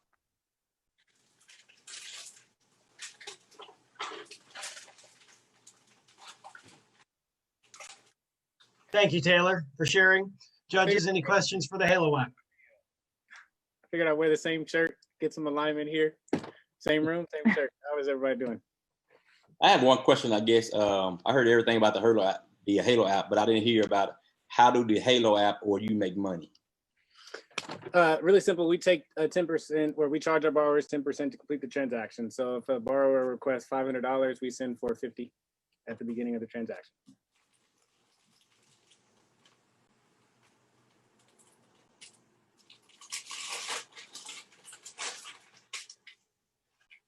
Taylor, I have a question, and it seems sort of, connected to the environment we're in now. As you think about this process, how do you see your Halo app really helping small businesses and small entrepreneurs that are trying to grow?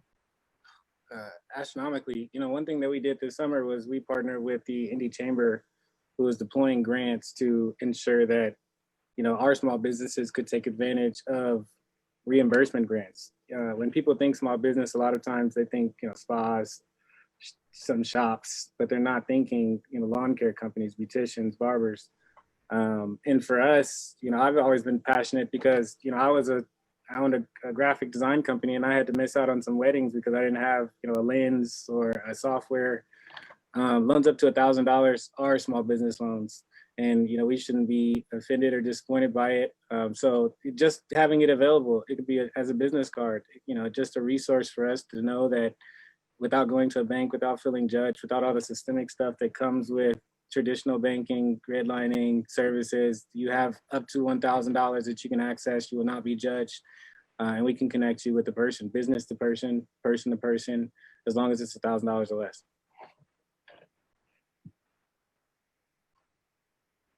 How are you going about, just real quick, Taylor, how are you going about targeting that particular market that may have those issues with traditional loans and banks? That's why this community model works so well for us. We started a traditional B2C company doing some social media advertising. We were getting some traction, but it was sporadic. Right now, I can focus at my desk with a plan each month or each week and just go to our sales team and say, hey, churches have a massive opportunity for us, and we could just start reaching out to churches. Or we can say, like, businesses are fire right now. Businesses in Texas are fire right now, and we can just start reaching out. But once we close a community, again, we target communities that are already serving people that we want to use the app. They already have that close-knit relationship. It's a micro community, even smaller than what we're building. And that message is coming from these pastors or small business owners. So we do it by targeting the communities in the sectors that we think are, it's going to be most effective on a weekly or monthly basis. Thank you. Thank you. Yeah, Taylor, thank you for answering those questions, clarifying more about Halo app. We appreciate it. And thank you for sharing today. Thank you all. I appreciate it so much. Yeah. So our next to final presenter tonight, Miss Suzette Sweat, is participating in the Power Pitch contest. Suzette is the CEO of Sweatbox Wellness Center. They provide wellness via personal training, women in weights, group fitness, Kangoo jumps, rebounding boots for both adults and children, with free Saturday sessions, both virtually and social distanced within their brick and mortar location. In addition, they offer a mobile service that services the community.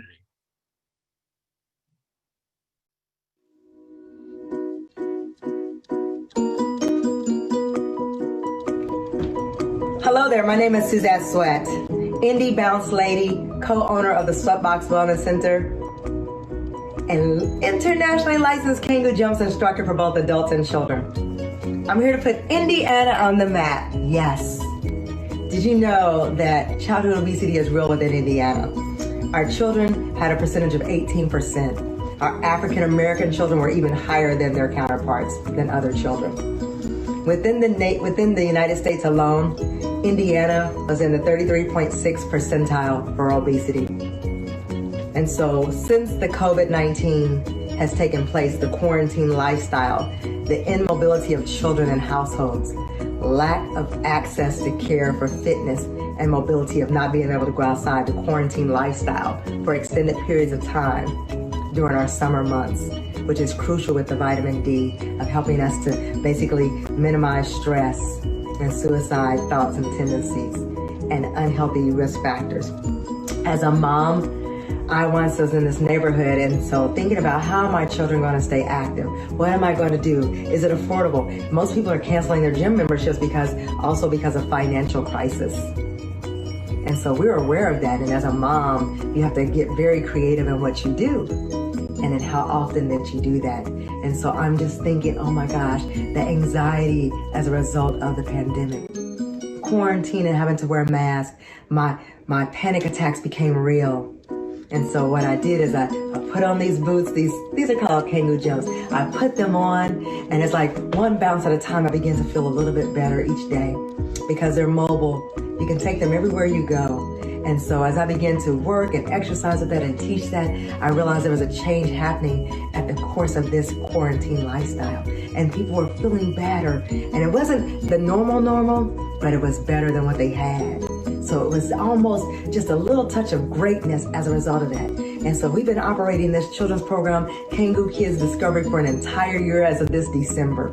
And what happened is that we took all that nervous energy and we put it into these Kangoo jumps and we let them go in a structured environment for 60 minutes. And out of that 60 minutes, they were able to feel better. And we provided a plant-based snack meal for them, give them something to take home, and they can share recipes to share with the family so they can cook together, families coming together. Yes, a change. We're in a learning extension of the school institution. So when the schools closed down, we were right there. We couldn't be in the after school program, but we were right there. We had virtual, we had mobile. We were right there. We provided language arts and math and STEM with a physical fitness piece built in. That means when they did the jumping jacks, they did their counting, they did their math backs.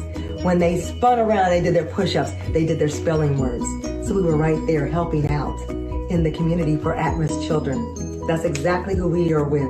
We work to go into their neighborhoods one bounce, one boot at a time. So what they do is when they pay for those classes, we pull a little bit of those proceeds to the side. When they finish the program or when they continue going on, they own their kangaroo jumps. They're theirs. So that's their gym in a bag. That's our gift to them, is the gift of wellness, reducing childhood obesity. And overall, we've been able to partner with Washington Community Center, Dip In Diabetes Impact Program. We've been able to go to near North Side neighborhoods. We've been actually showcased on WTHR Channel 13. Thank you. Thank you for that. And so overall, it's one of a kind. And so we built in a scholarship program for 2021 that more children can come onto this program.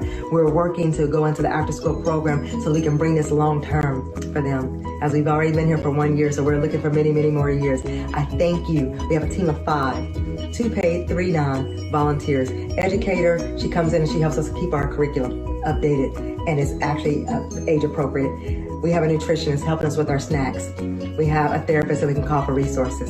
So again, my name is Suzette Sweat. I'm that parent. I'm that one whose life was changed from one bounce at a time. I thank you for thinking about us. I thank you for considering our business, Kangu Kids Discovery for Children. Thank you.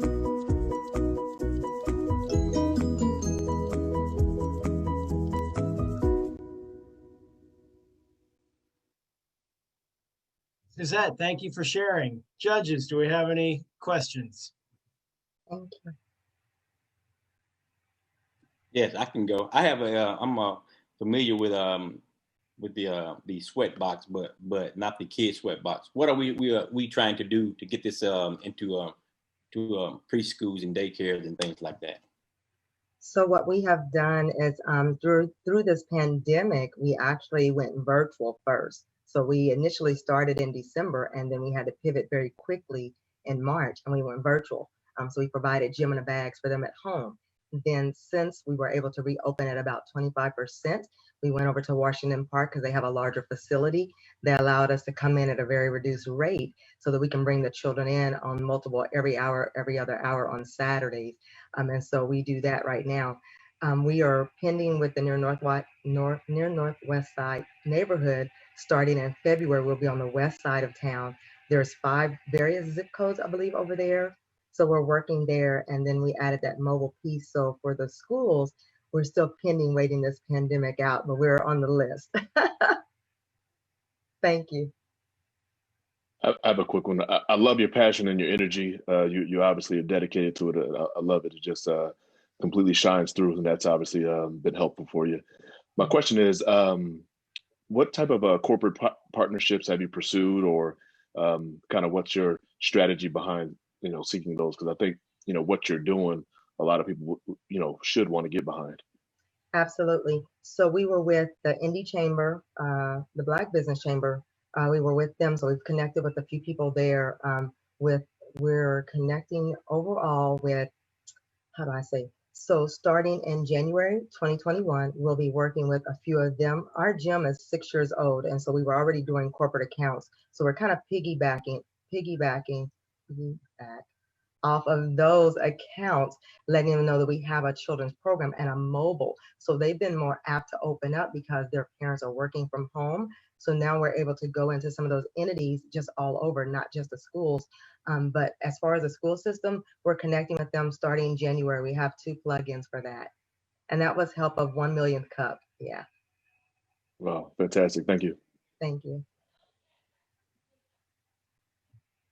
Thank you, Suzette. We appreciate you sharing Sweatbox Wellness with us today. Thank you for considering us. All right. So we want to wrap this up recognizing our most patient entrepreneur. Mr. Eric Whistler gets the honor of bringing this home and closing out the presentations today. Eric is the CEO and founder of Overcomer Clothing. Overcomer Clothing is a lifestyle clothing brand for the soul that specializes in expressing God's heart for his people. He truly believes that this business is a divine opportunity because this generation is in desperate need of understanding. And with this business, he shows it's possible to overcome.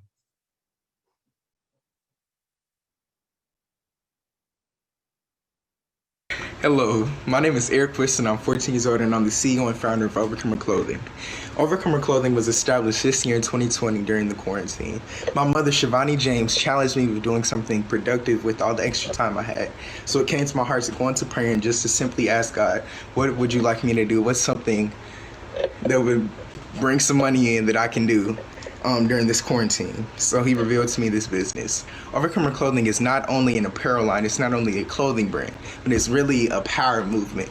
God is using this business to demonstrate what it means to truly be his child, to demonstrate what it truly means to be a king, to demonstrate what it truly means to be a queen. God is using this business to just show people what it's truly like to live your life for him. Like even with this shirt I have on, it says a man after God's own heart. It's from the Bible verse 1 Samuel 13 and 14. But it's just a power movement. Like even with this business, I haven't had to beg for any money. I haven't had to go out and call a whole bunch of people up to get any money to even supply the stuff that I need for this business. It's truly just been flowing and it's just been consistent. I'm so thankful for it. That's where my true drive comes from, knowing that this is something that God gave to me to do for the kingdom. It's not just a job, it's not just a business, but it's literally work, my kingdom work. And I truly love this business, like with all of me. It's really become my other best friend. Like I just love it so much. But if I got the $5,000, what I would use the money for is first for ad campaigns, definitely. To do ad campaigns over Facebook, over Instagram, Snapchat, Twitter, YouTube, as many as I could possibly do, and as many as I can effectively do. I would also use the money to purchase more materials, like more vinyl. Also, at some point, I would like to get a DTG printer or a print-on shirt print or a print-on t-shirt printer, which costs upwards of $3,000. So yeah. Then I would also use the money to purchase more supplies. So like I would get more shirts, more face masks. I would get more I would get hats. I would get beanies. I would get socks. I would get hoodies, jogging suits, sweatshirts, all that good stuff. But the $5,000 would benefit me very highly. Thank you. Have a good day. God bless you all. Eric, thank you so much. Closing us out with some energy there. Appreciate it. So judges, do we have any questions for Mr. Whistler? Mine's not really a question, but it's a statement. To me, at 14 years old, and you doing this, it just shows to me why entrepreneurship is just so important, especially in today's society.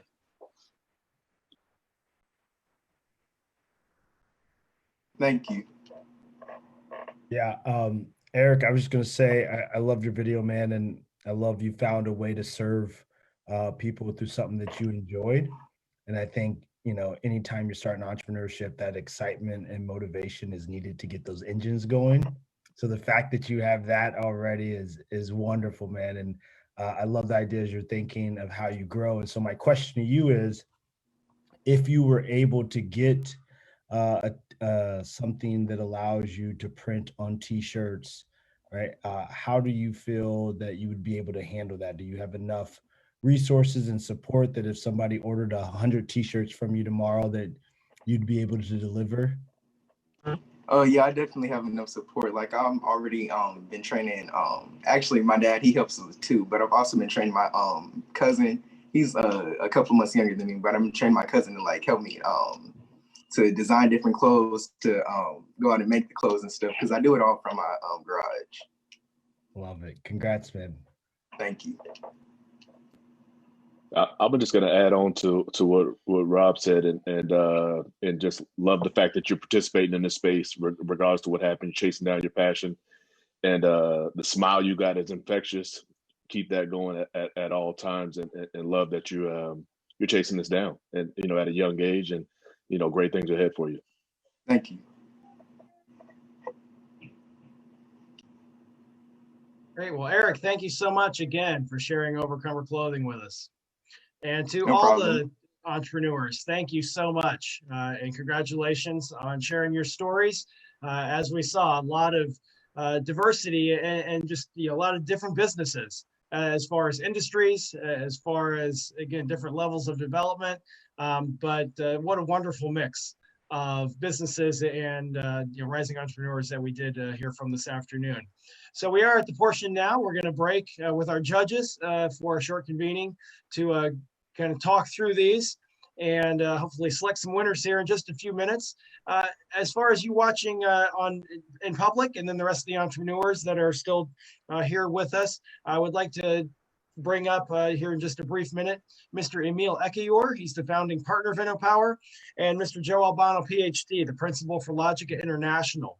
As we mentioned at the start of this program, this power pitch contest, this IBX pitch competition that you do see, is really the culmination of work over the past few months that the Indiana Black Expo has helped facilitate with a lot of these entrepreneurs. But behind the scenes, there's been a lot of exciting development as InnoPower, the Indianapolis Recorder, and Indiana Black Expo are teaming up to really create a platform for more people to share their ideas and businesses. Emil and Joe are going to talk a little bit about that and share about how we're working together to build an ecosystem of support.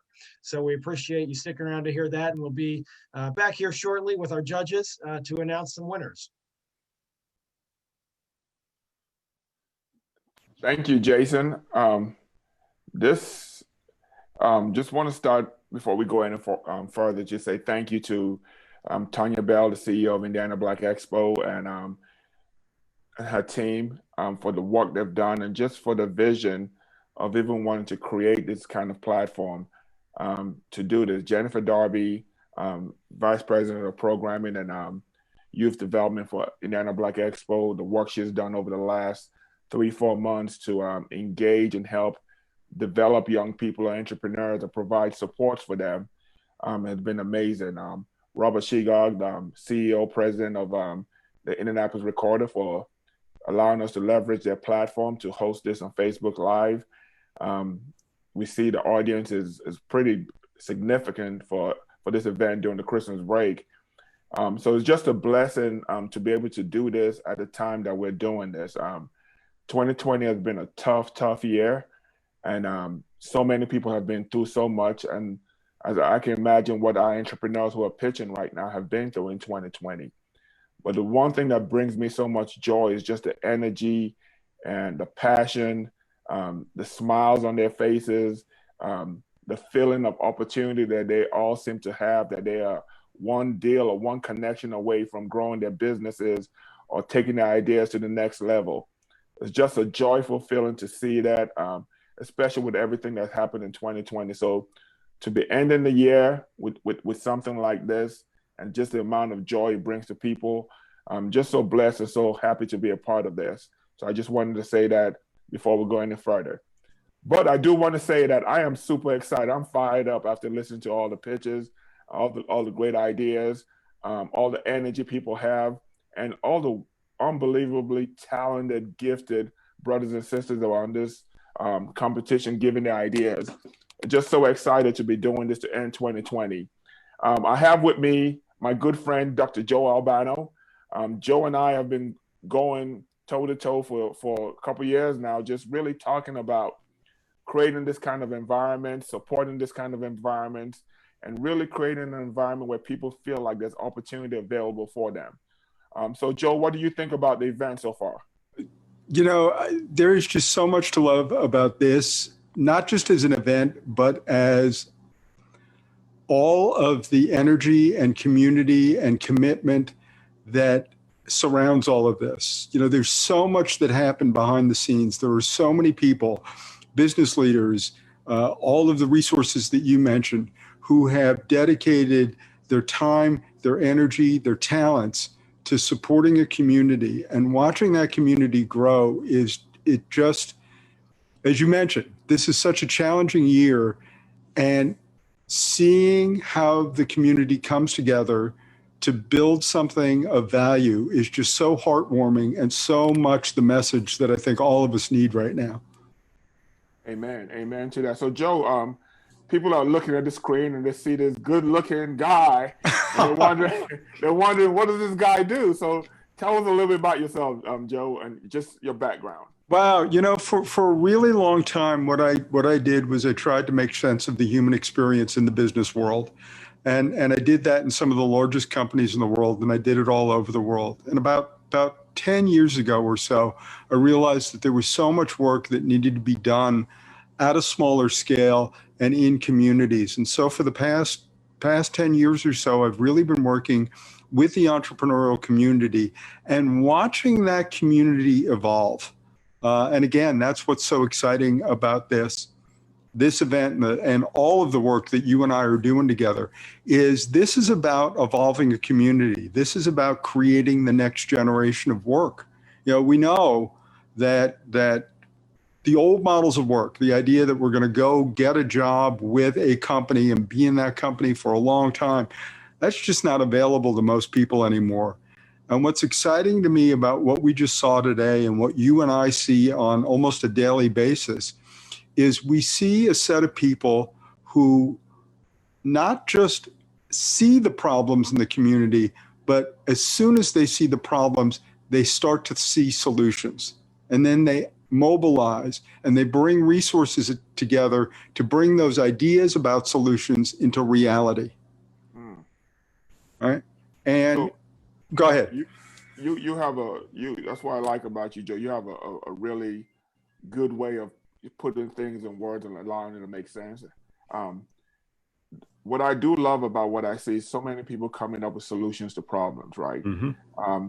And trying to figure out, how do I make money doing good?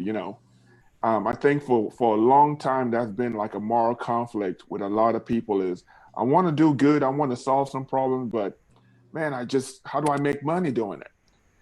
And in some cases, some people walk away from it because they can't make money, and some people jump into it and end up not making any money. So what advice do you have to some of our entrepreneurs and social entrepreneurs today as they look to develop their models, they look to do good in their communities? How do they make money doing good? Well, I don't think you can make money if you're not doing good, right? Mm-hmm. When we talk about developing a market, you have to do good for somebody. You have to do enough good to somebody that they are willing to pay you for that good. So in a lot of ways, the market will tell you, right, whether you're doing good. As far as the whole thing about, not that moral conflict, many years ago, I had the privilege of doing some work with the Mayo Clinic. And in almost every conference room at the Mayo Clinic, there's a little plaque, and there's a plaque from Sister Generose, who was one of the first people involved with the Mayo Clinic. And on the plaque, it says, "No money, no mission." And so I think that's a really important reminder that in order to do good, we need the resources. And in our society right now, much of the resources come in the form of money. So we have to overcome our fear of money. We have to overcome our reluctance to engage with money and say, we can do good with money. And in order to do good, we need to continue to operate as a business, whether we're not-for-profit or for-profit, right? We have to have the resources, and the resources have to come in the form of money. So, what you and I teach people is, yes, it's great that you have an idea. It's great that you have a product out of that idea or a service. But how are you going to turn this into a sustainable business where there is that flow of resources, that flow of cash that allows you to do this good and do more good over time? So is that something that could be learned? Is that something that you just kind of have a knack for, you kind of know? Or is that something that people can teach you, the science behind identifying how you make money doing the things you want to do? It absolutely can be learned. In fact, it has to be learned because, again, what we see all the time is people get very excited about their product or service, but then there is this larger sense of how am I going to bring customers in? Well, we call that marketing and public relations and things like that. All of those are learnable skills. All of those are partnerable skills, right? One of the great things about this community is, and we've talked about this many times, is the idea that very often we focus on these pitch events and these competitions. But the bigger part of this community is the cooperation and the willingness to lift each other up. So we can learn from each other. We can look at what each other have done. We can support each other by making referrals or contributing to each other's business models. This is, I'm still learning. I know you're still learning all the time.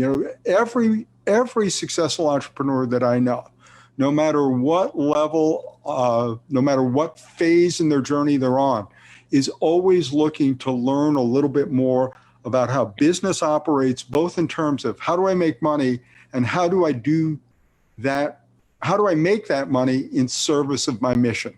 When those two work together, then businesses grow and prosper and great things happen in the community.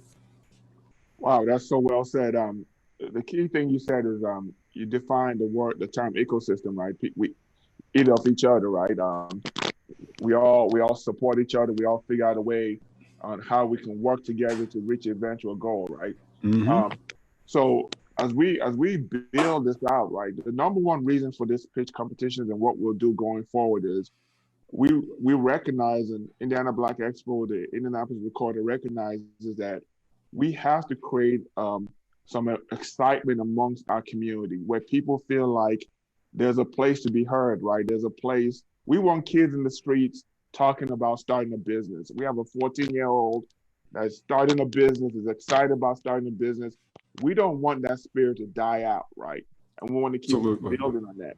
So this pitch competition give a platform for people to be excited about hearing the ideas, and you can just tell that so many people are just excited about people listening to them. I'm sorry. What I was going to say is, there's something that I think is really important for us to acknowledge. And that is that I don't care whether this is the first pitch you've ever given or whether you're Elon Musk and you've given, 1,000 pitches and raised billions of dollars. Getting up in front of a group of people and sharing a new idea and asking them to think in a different way about how business is done is an enormous act of bravery. And creating this environment where we are showing people that it is okay to get up and offer new ideas. And not every idea is going to work out, but that's okay.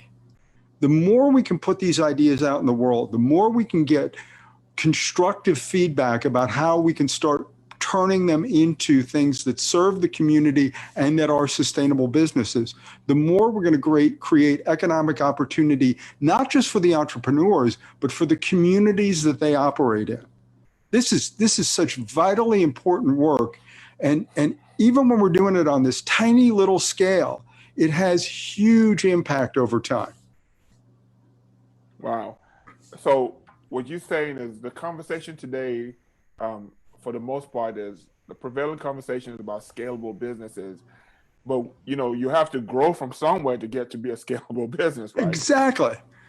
It's that 0 to 1 conversation, right? There is a point where you've got an idea and you have never sold a single item, a single service, a single product. And then at one point, you go from 0 to 1. You've sold one. You've made your first sale, right? But now you've got to get there before you can get to 100 or 1,000 or 1,000,000. And so showing respect to every part of that process, right? There's that saying that has become really popular. It's about progress, not perfection. It's about moving forward a little bit every day and creating the ecosystem where even when we have those bad days, even then when we're not moving forward as fast as we would like to, we've got people around us to say, it's okay, and we're going to figure out how to make it better. So what do you have to say to people who are watching this right now and they're excited, they're seeing so many people and they want to do this, but there's a fear behind failing, right? There's a fear of failure. Like, what if nobody listens to me? What if nobody invests in my idea? What do you have to say to those folks who, just to take that first step to put your idea on paper and pitch your idea? There are so many great platforms. I heard somebody talking today about 1 Million Cups, which is an absolutely fantastic platform. And full disclosure, I'm involved with 1 Million, the local 1 Million Cups as well. But this is an opportunity to get up in front of a group of people, whether it's there, whether it's through platforms like the one that you've created here and so many people have contributed to here, to say, here's my idea. And then being willing to engage in feedback and being willing to hear that feedback and say, okay, how do I start to evolve my idea into something? But you've got to put it out there. You've got to be willing to put something forth, and knowing that it's not going to be perfect the first time you put it out there, right? How many times have we started stuff and we go, oh, okay, as we're putting it together, we go, well, maybe we got to change stuff a little bit. I think that's all the time, huh? Right. Yeah. But so, Joe, I will tell you, Emil is willing to be very candid with feedback to me. He's being really polite right now. Well, think about this, Joe. How important is it that from a cultural standpoint that the Black community owns things like this, that we have more of this? And not saying what other people do is not relevant. I think there's some great platforms, but just seeing and listening to these entrepreneurs sharing their ideas, but from a cultural standpoint, people understanding their ideas because they can relate to the communities and what they're creating to solve problems within those communities. Yeah. How important is it going forward as we go into 2021 and people are coming out of COVID for us, for our Black community here in Indy to really own and really take this, what we're doing today, and make this more prevalent in our communities on a consistent basis? You know, I always look at this from two dimensions, and obviously as someone who is not a part of, well, I guess an honorary part of the Black community. You're my brother from another mother. I keep telling you that, Joe. Absolutely. But, you know, clearly I have a different perspective on all of this. And so I look at it from two perspectives. Every community, and certainly the Black community, has a cultural context that they operate in. And so you need that cultural home where you can say, here are people who share that context with me and can provide that kind of support. But also, there's a layer where we're all in this together. And so, you know, the fact that you've reached out to people like me and Jason and other, you know, it's kind of an overused term, but I'll call us allies, to say we have to, as a community, build ourselves up, but we also have to not build an island. We have to, you know, build these bridges as well. So there are those two components of, absolutely, as a community that is, you know, that has a different level of representation in the world, and a long history of, you know, let's call it what it is, a long history of being subject to a lot of injustices, that there needs to be a level of strength that emerges out of the community. But there also needs to be that connection to the larger world. And I see that at every opportunity. I've never felt like, you know, other than the obligatory jokes at the beginning of any new event, but I've never felt like people kind of look at me like, what are you doing here? Because I think that everyone who comes to a community like this has to be willing to absolutely commit to the success of everyone in it. So you're basically saying we can't, as a community, talk about lack of inclusivity, being inclusive, but not practicing being inclusive ourselves, right? Right, so, but you also have to acknowledge where you came from, right? Because exactly. You know, so we have to model what it is to be inclusive, so people can see that we can accept other people in our environments, welcome their ideas and their knowledge to help build a better community as we grow, right? Absolutely. And that's what I see, you know, again, when I look at an event like this and I see the willingness of people at every stage of their journey, from just turning their ideas into products and services to having made sales and wanting to scale, to be willing to get up, to engage, and not only tell their story, but listen to and support other stories. That's what community building is all about. So I want to end, I'll be remiss if I didn't say this, right? What I love about the Indianapolis Recorder Indiana Black Expo is the Indianapolis Recorder is a model Black-owned business. They've been around for 125 years as a business.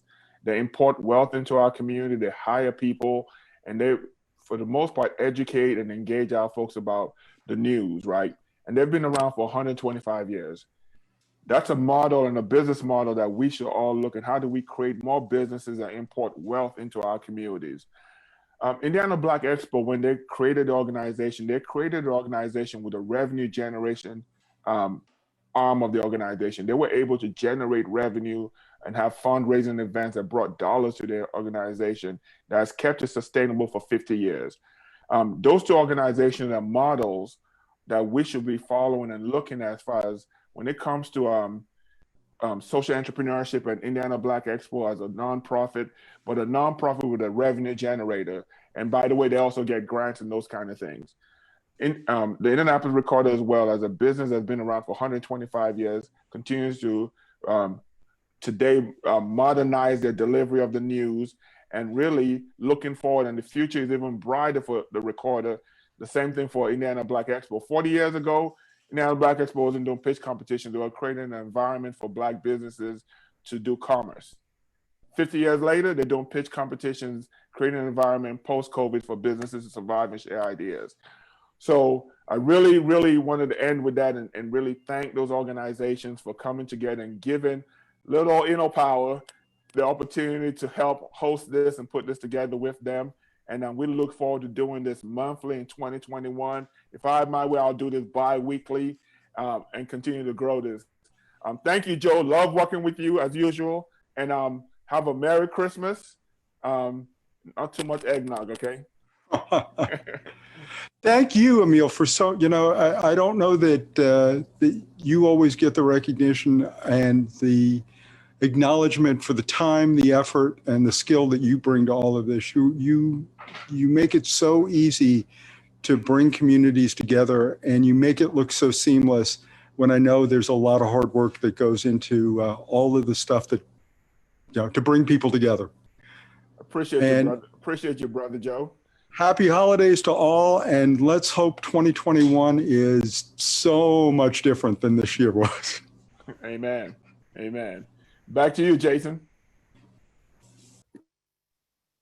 Great. Well, thank you, Emil. Yeah, hopefully you and Joe had a great conversation. So appreciate you sharing more about what InnoPower is working on. But I will be quiet. We'll get right to our final announcements as we come to the close of this program. It's what we all came here for. So the judges had a great meeting and did come to an agreement for the winners of the IBX 2020 Power Pitch competition. First, I want to acknowledge the participants or the entrepreneurs that were part of the Indiana Black Expo IBX series. So again, at the front of the program, we highlighted that this is really two contests in one. And so in this case, we had 6 entrepreneurs that participated in the IBX sessions, and the judges chose 3 winners. So our first place winner is going to win $2,500 from Indiana Black Expo. It's sponsored by the Lilly Endowment. Our second place winner, $1,000, and then our third place, $500. So great funding across the board to help continue these business ideas as they push them forward. So I'll start with our third place winner. So our third place in the IBX Power Pitch workshop competition goes to Ladies Night Indy, Miss Kinshasa Allender. So congratulations. Ladies Night Indy offers the all-inclusive party in a box. So certainly that is something to celebrate and throw a party. So Kinshasa, congratulations. I know normally we'd have a big fat check on the stage for you, but really appreciate that. Thank you so much. I really appreciate this award. Thank you to Indiana Black Expo, Indianapolis Recorder, and InnoPower for this platform, allowing me to share about my business as well as for the rest of the entrepreneurs here. So I really appreciate this, to be able to feel my passion and continue growing my business. Thank you so much. Yes, thank you so much, and great job. The second place, the winner of $1,000 from the Indiana Black Expo, is Miss Raven Moody with Kingdom Advancement. Kingdom Advancement is a life coaching company that aims to assist women in their personal development. So Raven, congratulations.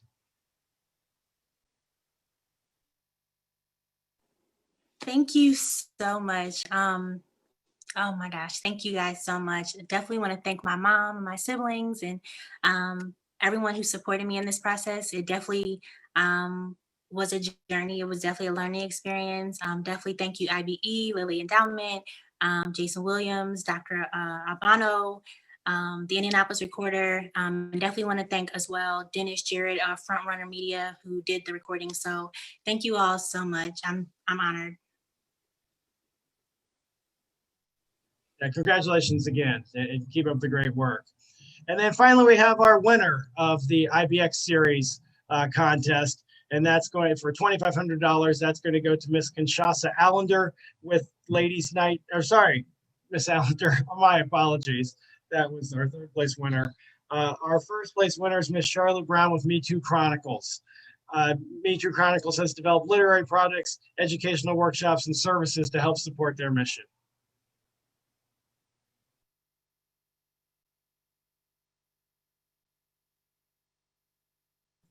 Charlotte, you're on mute. Okay, can you hear me? Yes, we can. Okay, glad y'all didn't get to hear me scream. But thank you so much. It's been a trying time for us, but we have worked so hard behind the scenes. I just want to thank the entire committee, the judges. I want to thank all of our sponsors who have supported us throughout this time, this past year of growth. I want to thank my partner, Stephanie Hemmett, because without her, I couldn't get the videos to go well, but she did an awesome job to help us explain what it is that we do. And I just want to thank you again, and God bless you, and thank you so much. And we'll make sure we put it where it is needed, and we hope to have great reports within a year. Thank you. Well, thank you, Charlotte. Congratulations again. And to all of the entrepreneurs as part of the IBX series, congratulations. I know it can always sound cliche in competitions to say that, everyone was a winner here tonight, but I think in the case of these pitch competitions, that truly is the case. And for those of you watching that haven't been part of this, leading up to this culmination of our pitch competition today, these are entrepreneurs that came together just a few months ago as part of the IBX series for workshops to really refine and develop their business. Some may have, had a start, but some were truly taking napkin sketch ideas and building a business out of it. So for many of them, this was the first time they put together a formal pitch, certainly maybe the first time they had to record it and really refine it for a public stage like this. So this is truly an accomplishment, and every one of these entrepreneurs should be very proud of what they presented here today. And we do look forward, as you heard from Emil and Joe, that this is just the beginning of really an ecosystem of support as we help continue and linking arms with these entrepreneurs to drive their businesses forward here in Central Indiana. So congratulations again to all of you, and then especially congratulations to those three winners of the IBX workshop series. Now we have our final winner of the night, the winner of the Power Pitch competition as part of the IBX Power Pitch show tonight. And this is a more established business, as we acknowledged. This was a mix of development stage as far as companies tonight. So this other group are companies that have just had a bit of a head start. They've just simply been in business a little longer, have had a little more time to refine their pitch and their businesses leading into tonight. And so the winner of this, there is one winner, will take home a $5,000 check. And this was an unanimous decision. All of the judges agreed and are excited to announce that Mr. Taylor Simpson, CEO and founder of the Halo app, is the winner of $5,000 and the IBX Power Pitch competition tonight.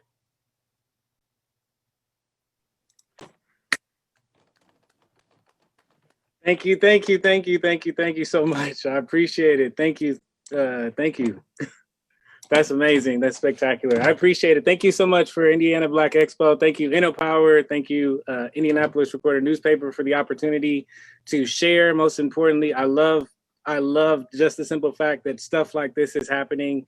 It's needed. It's so necessary. People are working their butts off trying to create change, trying to create things that matter to our community and really build. So I appreciate the recognition, and thank you. Thank you so much. I appreciate it.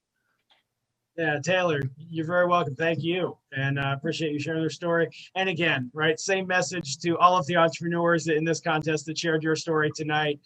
Keep up the great work. I think we can all agree, those of us participating and those of you watching this publicly through Facebook today, that all of these entrepreneurs have some great businesses. We will continue to support what they do and continue to link arms as we build out this ecosystem of support for them and with them. So that concludes our IBX Power Pitch competition, powered by InnoPower. This was put on by Indiana Black Expo and the Indianapolis Recorder. And thank you to the Lilly Endowment for sponsoring tonight's competition.